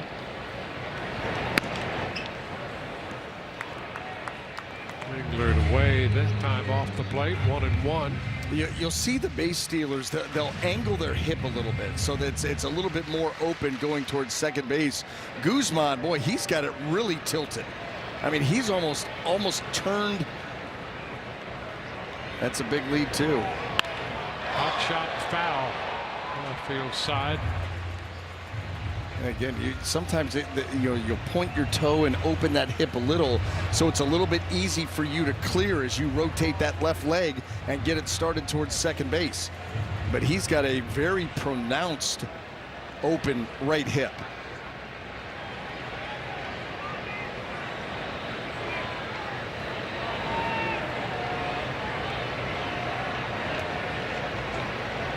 He's on the move. Pitch is popped up, straight back, foul, and will carry into the stands. I don't know if I've seen a guy that angled. You know, you'll see a guy with an open batting stance from time to time, and that's what this looks like. That's way open. Yeah. I mean, that is way open, and you see, you're trying to do that so you're not, that left leg isn't crossing over that right hip. You open it up to try to clear yourself a little bit on your first move. They came close to getting him there, and Aranda thought maybe they did. Aranda always thinks. He's like Rosarena. Yeah. But this one I would check because it was close. And the Rays say, well, maybe not. See, when you're that open, a little bit tougher for you to get back, and that play becomes real close. That was close.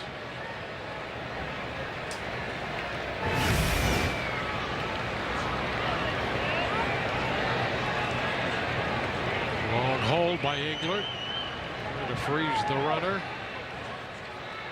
And finally time granted to Madrigal. As much as you're using that to try to affect the base runner, it can affect the hitter too. Yep. Hitter doesn't want to be in his stance too long, and all of a sudden he starts to get a little bit stale. Yeah, it's a game of timing like that.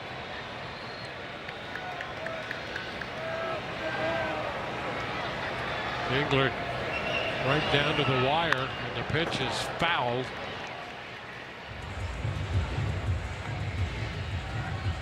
Guzman at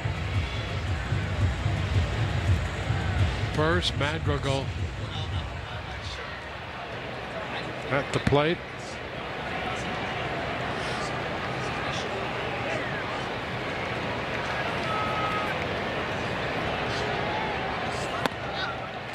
That's upstairs. 2-2.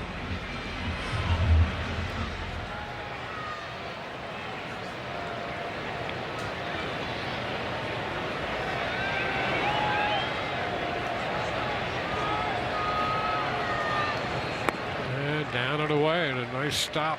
Fortes picking that one. 3-2.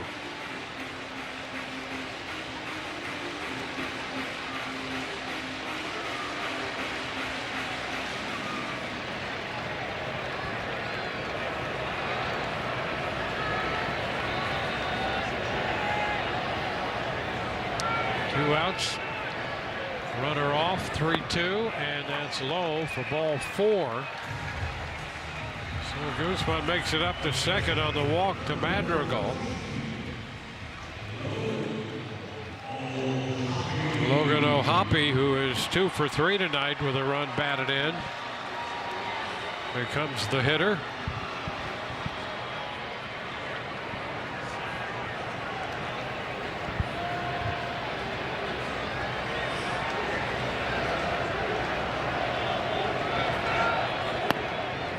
A strike.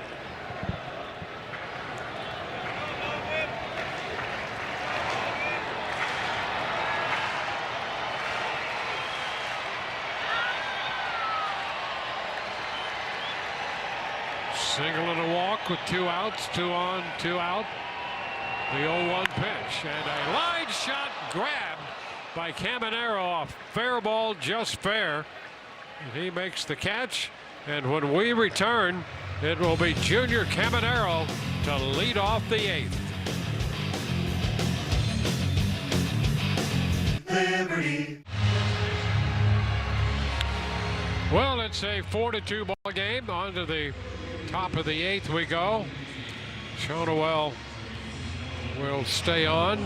He's going to play first base after pinch hitting for Mancini. And the Rays will have Junior Caminero to lead off.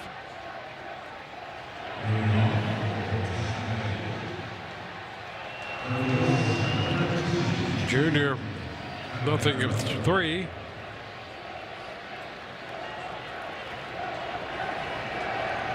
Well, he's been on base the last couple of weeks almost half the time.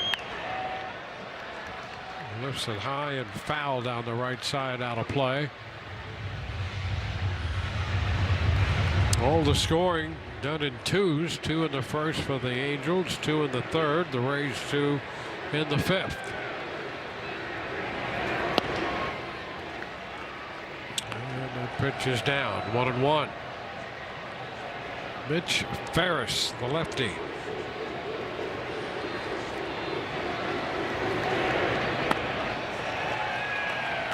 And that will put Caminero behind, 1-2. Ferris made his major league debut back in 25 last year. It was in September, and his first strikeout in the majors was Bobby Witt Jr., and he gets Caminero on strikes here to begin the 8th. He had Junior all messed up. The changeup got him way out in front, and so Junior maybe protecting against that, gets a fastball right there in the zone. No complaints on his end.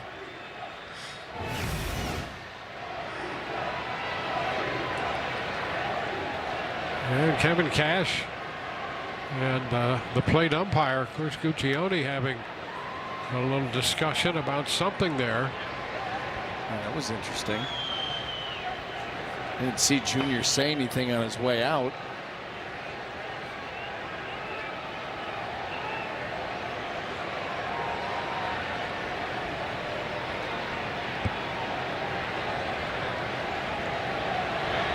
Well, here's Valade.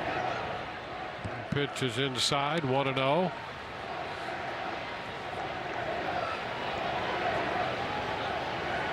Valade 0 for 2 with a walk and a couple strikeouts tonight.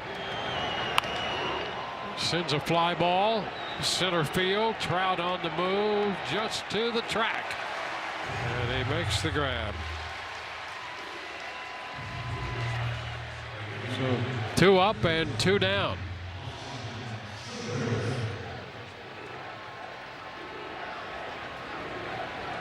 Oh, it's Austin Slater.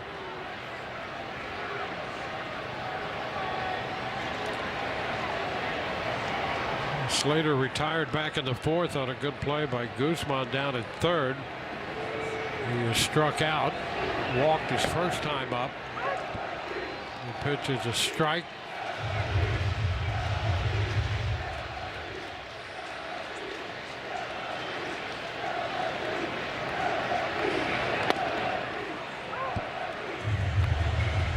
Oh, 2.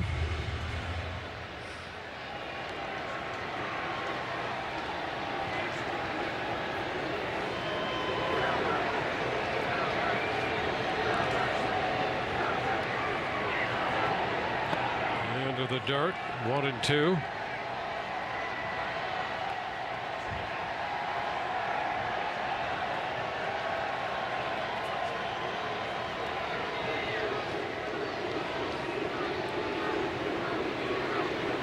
The 1-2 and a drive back into deep left.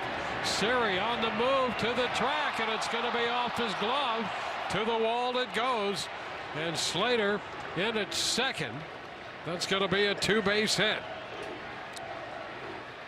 Well, I'll tell you what, the Rays fortunate there, because usually Jose Siri gets to a ball like that, and we've seen it as a member of the Rays patrolling center field. He's going to make that play. And that was a play that was well within his grasp. Well struck by Slater, but he gets the beat on it and just misses it. Yeah, that's unusual for him. You're right. I mean, he is right there ready to go, and it just goes off the thumb of the glove. Way wide to Williamson.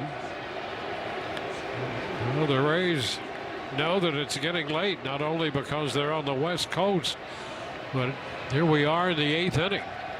The Rays down 4-2. Williamson looks at strike one. 1 ball, 1 strike.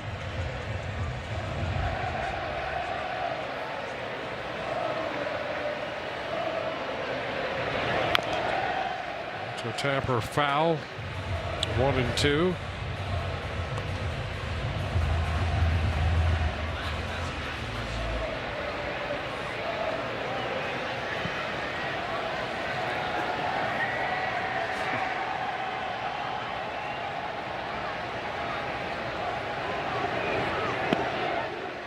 That is strike 3, and Williamson wants to challenge. The batter's challenging the call of strike.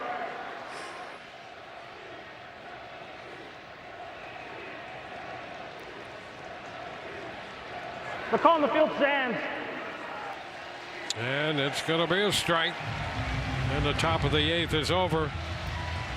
No runs with a hit and a man left on base, and Kevin Cash out to have a conversation with Chris Guccione, and we'll try to figure this out by the time we come back.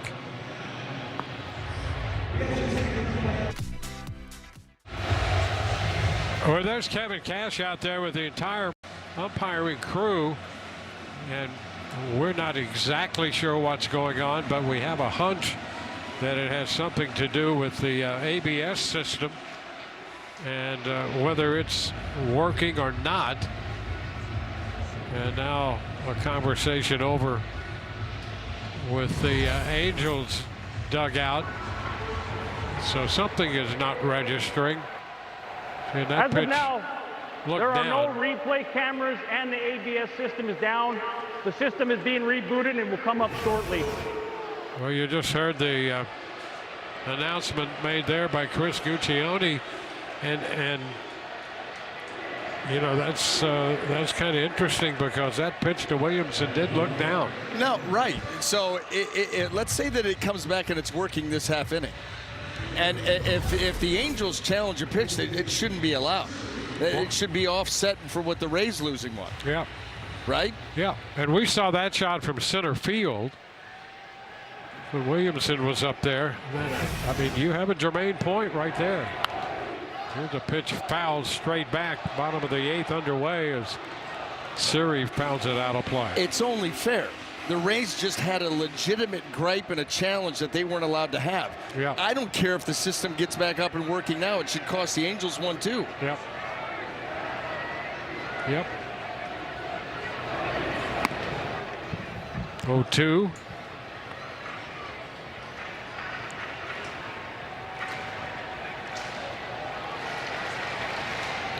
The hard reset, Dwayne. I learned that's a big deal. The hard reset's the first thing you go to. Press and hold those 2 buttons down. And hope for the best. And hope for the best. Yep. Now 1-2. But that last shot we saw, that pitch to Williamson, did appear to be low.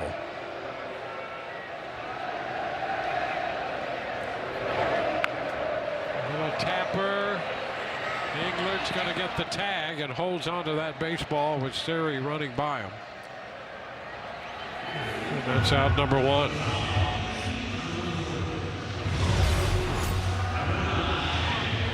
Right off the end of the bat. Really, this is the only play to be made. And I'll tell you that, yeah, that could have very easily knocked that ball loose.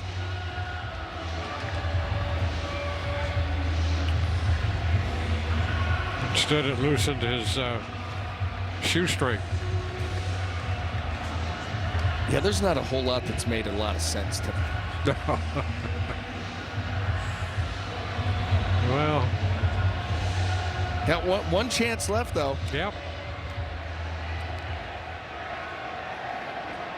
Zach Neto. 4 strikeouts on 4 different pitch types. Yep. And he fouls it straight back, strike 1. I mean, he's been behind in the count all night. 1-2 in the first when they got him with a change. 0-2 in the second. They got him with a curve. 0-2 in the fourth. They got him with a slider. 1-2 in the sixth. They got him with a four-seam fastball. So maybe a sinker this time.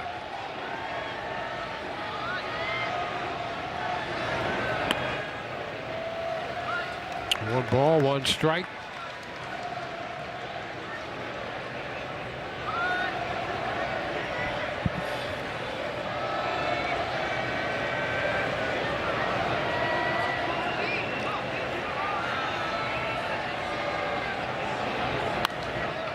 Pop foul, out of play it goes, and it's 1-2. One of those nights for Neto.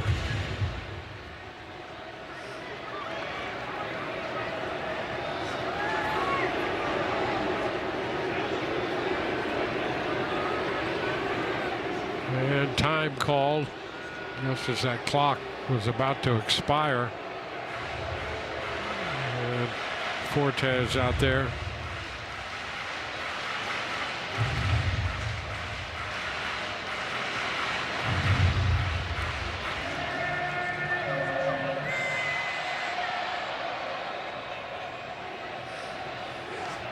All set. Here we go again. The 1-2. Breaking ball, and it's popped into short right. Tough play. Aranda down. That's going to be a fair ball out of his mitt. He was up that right field line and could not squeeze it. And Neto is aboard. That's such a tough angle. Those balls that are right over your head as a corner infielder going straight back. I mean, he's running straight back trying to make that over the shoulder, and that ball never finds its way into the glove. Little clank and in fair territory. Right off the heel of that glove, the thumb area. So that's going to be ruled a base hit. 1 on, 1 out.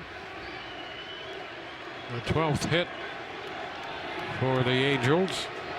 Here's Mike Trout. And over to first. A little something behind that on that move by Englert. Well, how about a little StatCast powered by Google Cloud? Mike Trout and his average this season against different pitch types. Fastballs, okay, 265, but struggling with the breaking stuff and the off speed, without question. He's become an all or nothing type of hitter. He will take his walks. He had 63 walks coming into today's game.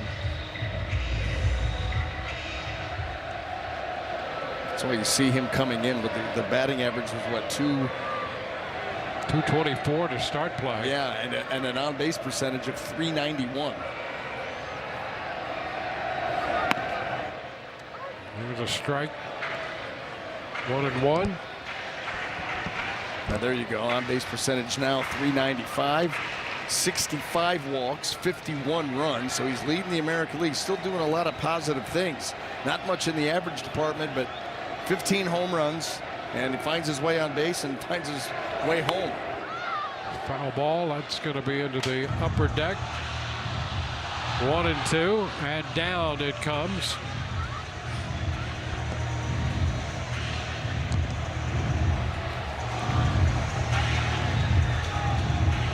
Well, Los Angeles scored 2 in the first. They've led the entire evening. 2-0, 4-0, then 4-2 in the fifth, and it's 4-2 in the eighth.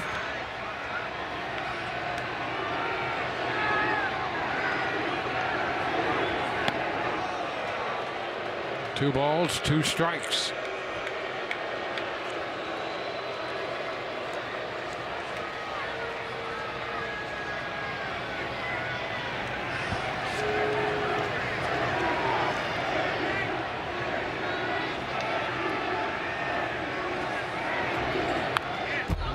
Fouls that 2-2 pitch back.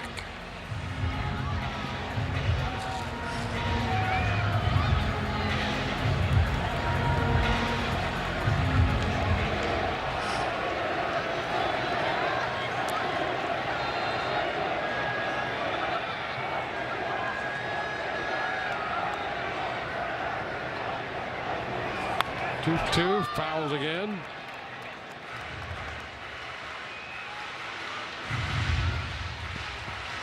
Well, it's England and Trout right here. Rays trying to keep this at a 2-run deficit with 1 shot left. Blue Jays have beaten the Yankees 8-5. And that's strike 3 call.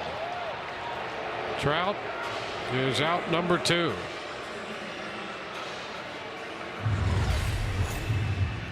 The changeup in. Yeah, that's a tough one to pull the trigger on, and no argument from Trout knowing what is happening here with the ABS system.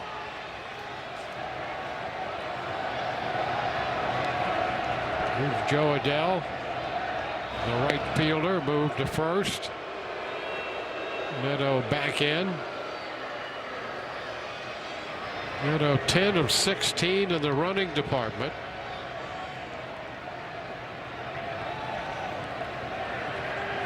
Adele at the plate. Pitch is up and in. That stayed up. Not much bite to that one.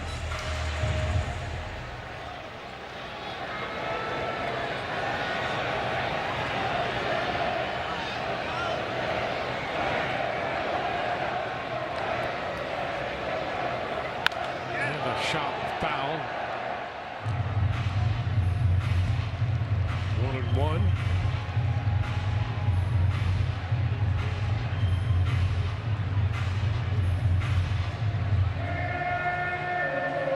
Blue Jays beat the Yankees 8-5. Savage got the win. Weathers took the loss. We're in the 8th inning here. And a high shot back into deep left center field. Simpson to the wall. He's going to leap, and he made the catch. Did he? Yes, he did. He made the grab out there. They had a long wait, and finally Charlie Ramos, the third base umpire, made that call, angling from where he was in shallow left. And what a grab. Adele trying to get one out of here to center. And here's another look at that catch. Top of the wall into the glove. And we go to the 9th. For hardware, folks. We go to the 9th inning in a 4-2 ball game. Rays with their final shot. And Chandler Simpson, who made that great catch to end the 8th inning, leads it off. Here's another look at Chandler's handiwork out there in center field. Boy, going up, and that ball was probably bouncing off the top of the wall for a home run, and he's able to grab it. Ryan Vilade had a real good shot at that as he was closing ground, trying to get over there too. He was one that initially was kind of threw his arms in the air that made you think maybe he did catch it. And there's a one hopper up the middle and a throw to first. Neto got over there and put something behind that throw to get Simpson. He did a really good job of setting his feet, knowing that as that ball chopped up for the last time, he was going to have to glove and throw all in one motion. Chandler Simpson, all that blazing speed. Watch how he sets his feet on this chopper. A tough play, but he gets his feet set, boom, and right on the money. Cortez takes the pitch down. 1 ball, no strikes.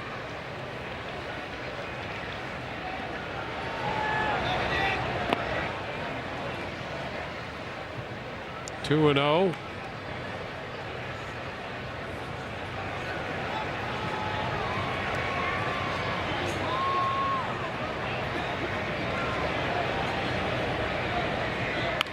That's a line drive and a base hit up the left side. Fortes is aboard, and the Rays will get the potential tying run to the plate here in the 9th inning. So they're going right down to the wire.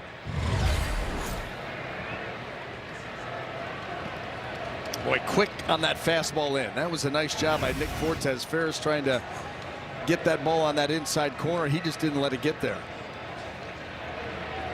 Taylor Walls. Walls chops one foul. Yandy Diaz is on deck. And to the wire we go.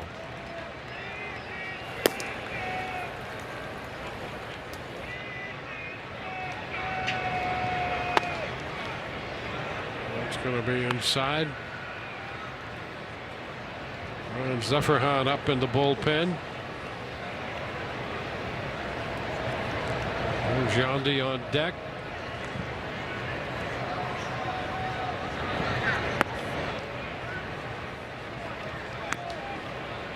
Two balls and a strike.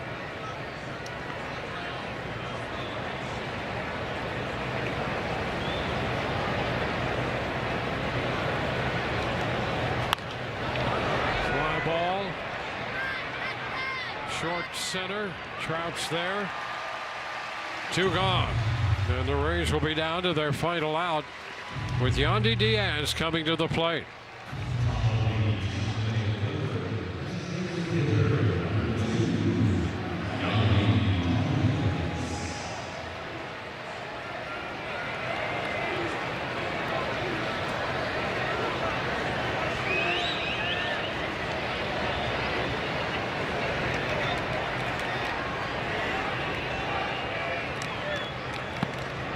And the changeup. Yandy is out in front. Strike one.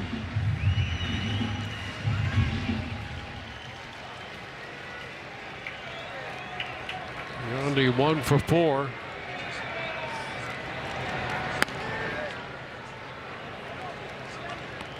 One and one.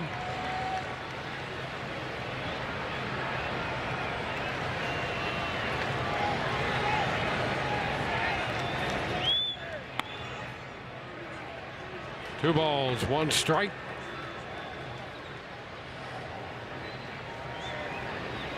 Aranda, the on-deck hitter.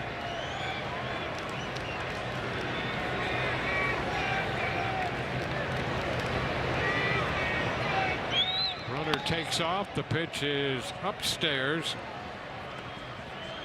So Fortes winds up at second. He'll get a stolen base. And Yandy takes that pitch down. And the Rays will have men at first and second with Yandy drawing the walk. So 2 outs. Fortes at second. Diaz at first. And it will be Jonathan Aranda now. Well, he has the 2 runs batted in for the Rays. Line drive out into left center field earlier in the ball game in the 5th. Getting a chance here in the 9th with 2 outs. And that RBI base hit came against the left-handed starter. There it is. That's just super quick with the hands. That ball was away from him. Victor Mesa Jr. coming in to pinch run for Yandy.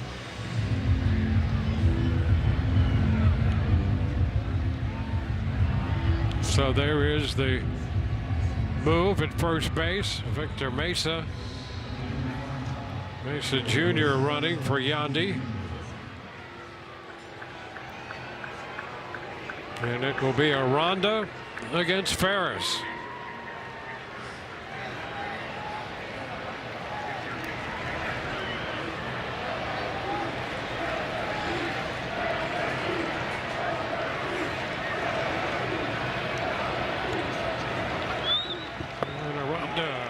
And misses.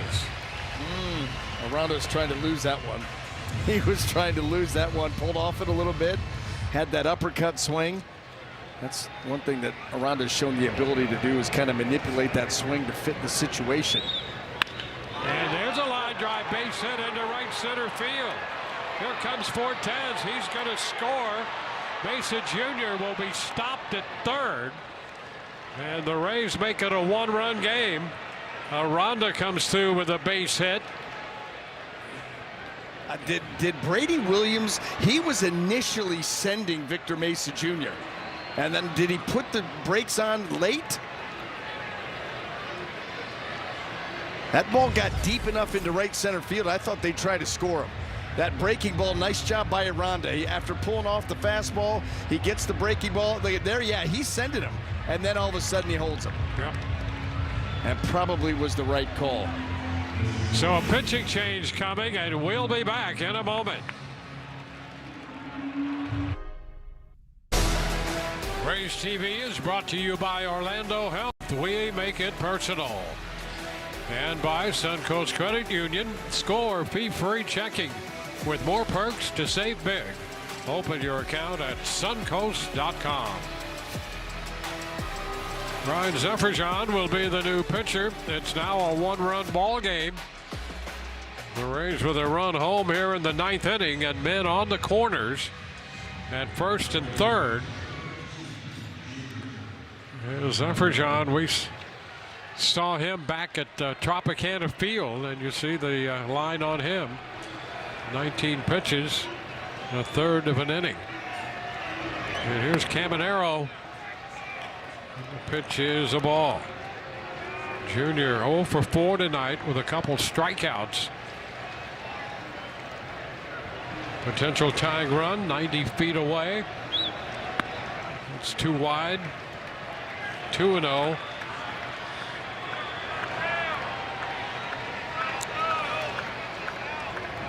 Valade on deck.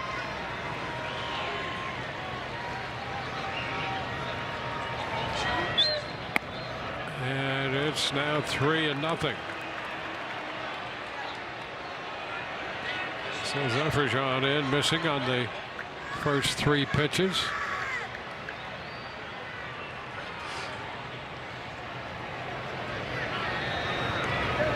And ball 4 inside. Those were pretty good misses. You got the feeling that Zefferjan wanted nothing to do with Caminero.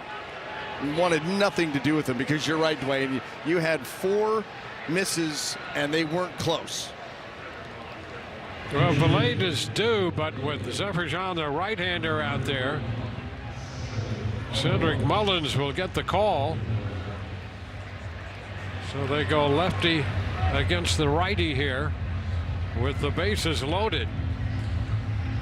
The Rays down by 1 and down to their final out. And again, coming off of a walk where you didn't really threaten the strike zone at all. And now you've got no margin for error.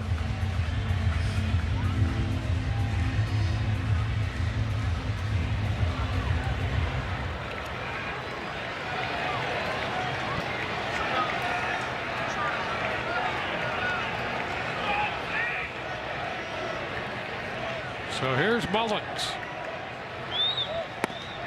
And the pitch is a strike to get the count running in the Angels' favor. Zefferjan, that pitch you could pretty well argue was not in the zone. That one is strike 2, 0-2. Diaz and Aranda hit back-to-back home runs of Zefferjan at Tropicana Field at the end of May. He has given up a walk to Caminero and is up 2 strikes on Mullins.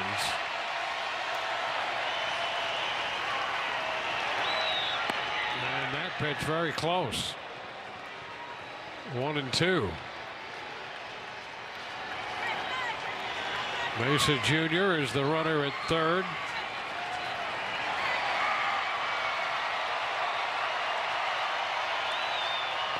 And down, and boy, a stop by O'Hoppe there. Yeah, boy, right into the ground.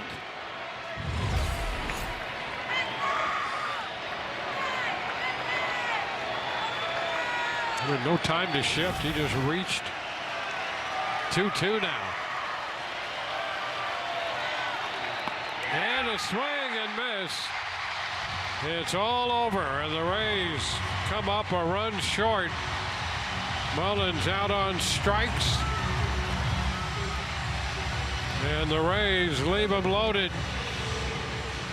and drop this game 4-3. Well, our Advent Health play of the game, unfortunately, is the final pitch here by Zephyrjan. He goes with the breaking ball. It's up and out of the zone. Yeah, probably too close to take. And Cedric Mullins was not about to put it into the hands of Chris Guccione, but he comes up empty, and the Rays drop a tough one here by a run. So Los Angeles takes game one of the series. Rays post-game coming your way next, and we will see you there.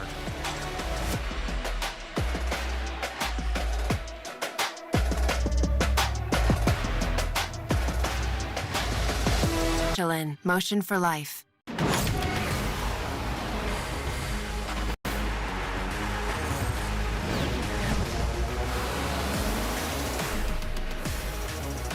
Rays trailed 4-0 in this ball game. They claw all the way back, bases loaded. Cedric Mullins pinch hitting, and unfortunately cannot get it done. Tampa Bay drops the opening game of this 6-game Southern California road swing. The season series with the Angels now tied at 2 apiece as well. Ryan Bass here, Rays postgame. We'll hear from manager Kevin Cash. We'll go inside the Rays clubhouse. Dwayne and B.A. will stop by here for the postgame show as well coming up. Let's show you the fight for the Rays there in that final frame. Trailing 4-2, trying to make this comeback yet again, as we've seen them do time and time again. Here is the bottom of the ninth inning, top of the ninth inning for the Rays. Nick Fortes with that one-out single, getting the rally started for Tampa Bay. Their backstop and pretty good the last couple of games getting on base. Junior Caminero earns himself the walk, as did Yandy Diaz. This is Jonathan Aranda, comes up in a big spot. Aranda already with some clutch hitting today, driving in the first 2 runs of the ball game for Tampa Bay. Here, Victor Mesa Jr. held up at third, probably would have been out at home had he tried to score. That made it 4-3.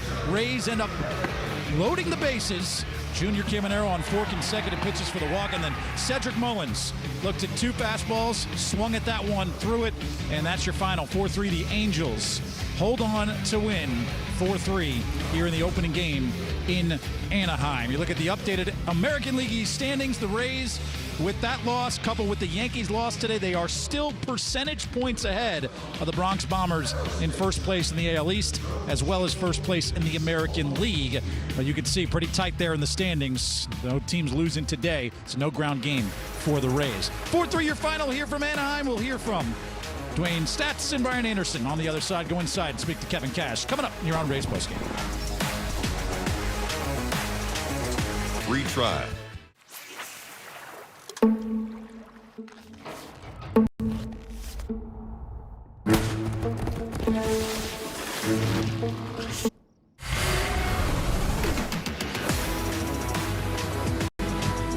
We welcome you back to Los Angeles, where the Angels have beaten the Rays here 4-3. Tough loss for the Rays. They had a chance to put a little extra distance between themselves and the Yankees. That's the bad news. The good news is the Yankees lost, and so the Rays retain first place by percentage points in the American League East. So that race continues to be Nick and Tuck, as they say. Well, this one, VA, Shane McClanahan out, and you always feel good when he goes to the mound. He wound up working 4 innings, and it was kind of a frustrating evening for him. Well, yeah, because he kept getting ahead of guys. Yeah. You know, Shane McClanahan is one of those starting pitchers that you trust. Once he gets ahead of a guy, he knows how to bury him. He's got 4 really good pitches, and he knows how to put guys away. And today, it was really interesting in the fact that he would continually get ahead, and then all of a sudden, these Angel hitters were able to make things happen. That shot right there by Trey Mancini, getting over the head of Austin Slater. That ball right there, you had another one of those situations where deflected in front of Taylor Walls. That hard hit ground ball right off of the foot of Shane McClanahan that just stays there on the mound. It was really interesting to watch how this all went down those first 4 innings. Frustrating, no question. Frustrating for the team, frustrating for Shane.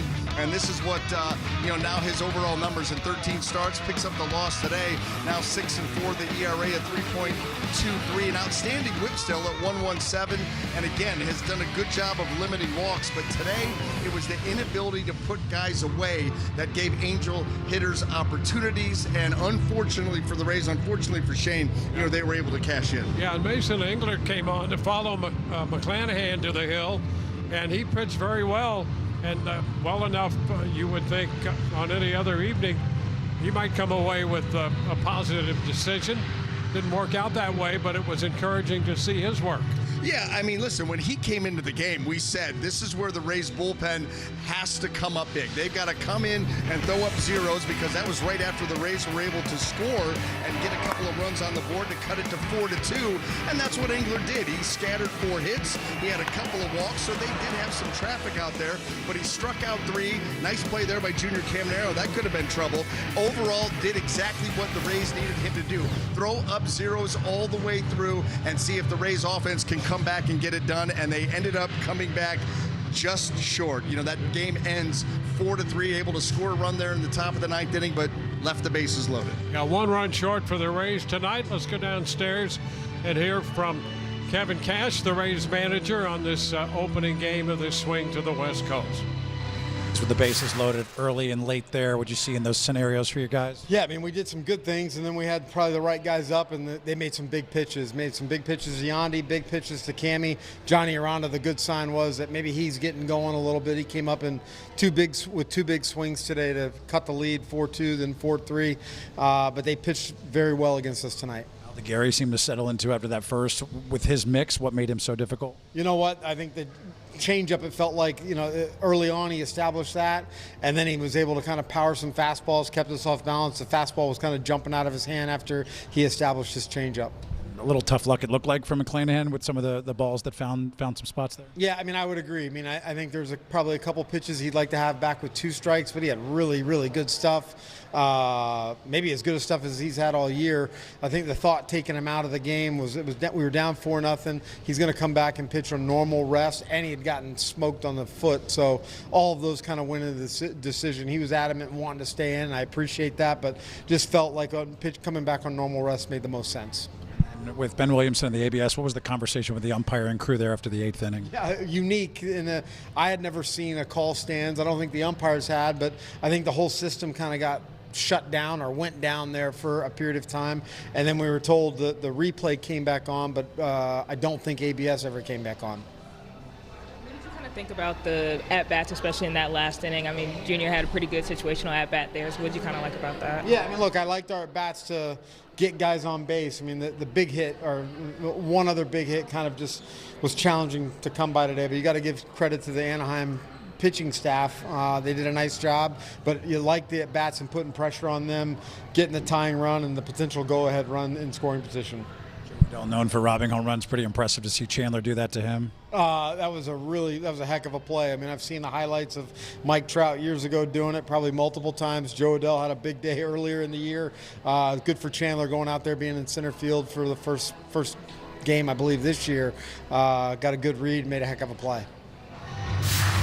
Well, the Rays did battle right down to the very end, and I think coming out of that, not only just the 9th inning, but earlier in the game, I think the thing they can take away as a positive from this game is the way Jonathan Aranda is swinging the bat now. Yeah, I'll tell you, he had a couple of big hits in tonight's ball game, and you know, you think about the first one where the Rays down 4-0, they needed something, and that was a great job by Aranda. He let that ball get deep into the zone and then just quick with the hands. Didn't try to overswing, didn't try to do too much. Just take what the pitcher gives you, and then right here, that was the big one to get this game even closer. That shot deep out into right center field. You wondered if they were going to send Victor Mesa, and then the late hold there by Brady Williams, and unfortunately the Rays were not able to get him in. But Jonathan Aranda showing some things, and that's what we've seen. We've seen him very good with runners in scoring position.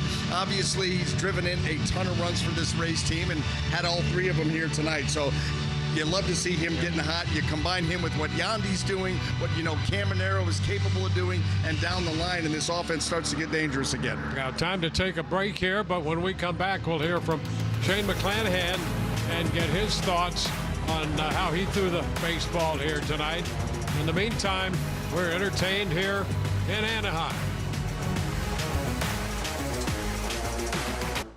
2 Moana movie meal deals. Thank you. You're welcome. What can I say? Except you're welcome. Happens every time. Get a $15 Fandango promo code and a collectible cup when you upgrade any meal at Subway for $1 more. Disney's Moana, only in theaters July 10th. Rated PG. New Mr. Clean Magic Erasers make impossible possible. Just wet and squeeze and effortlessly cut through 100% of dirt, grease, and grime. So this is 100% possible.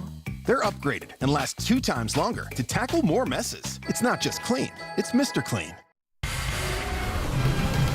Back at Anaheim, post-game continues as the Rays drop the first game of the series to the Angels. It's a 4-3 final. Shane McClanahan will take the loss after working the front 4 innings. Let's go to the clubhouse and hear the Rays lefty right now.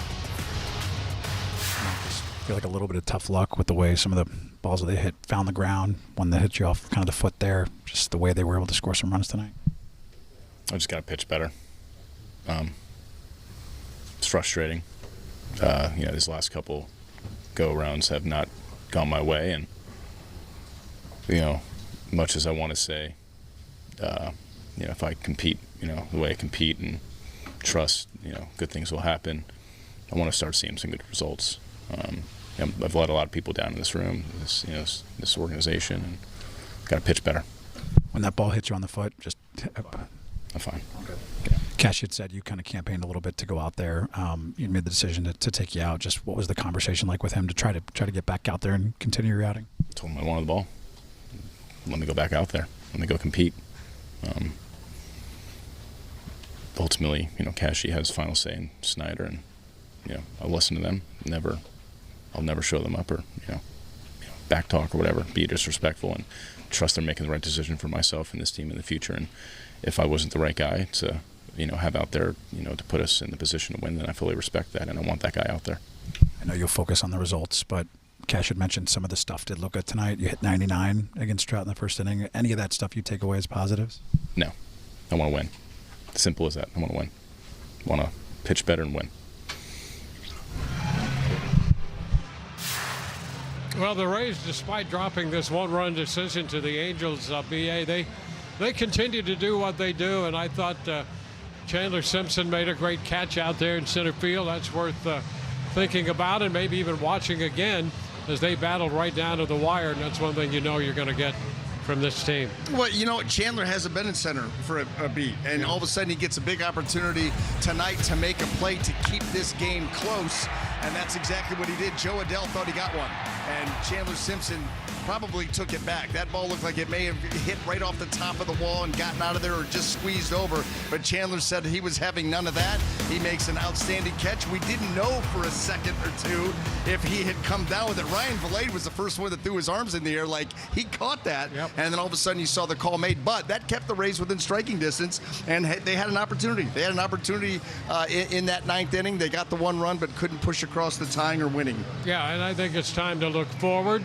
Tomorrow, the middle game of this series, will be right here to bring you all the action, and the Rays will have Griffin Jacks on the hill against Jose Soriano. Yeah, who got off to a really quick start. It slowed down a little for him, but still on the season, 7-4 with a 296 earned run average. Griffin Jacks as a starter, he has gotten himself all the way, as stretched out as he possibly can, and he's done a lot of nice things as a starting pitcher. So that'll be a really intriguing matchup for tomorrow night's game. So that's going to do it here from Los Angeles and Anaheim. The Rays and the Angels opening their 3-game series. We will be with you tomorrow. Our next broadcast comes your way at 10 o'clock Central Time, or Eastern Time as it turns out. 10 o'clock for the first pitch. The Rays and the Angels in Game 2 of this 3-game series. For Brian Anderson and Ryan Bass, Dwayne Stats. Hope you've enjoyed the telecast. If not the outcome, we'll see you tomorrow.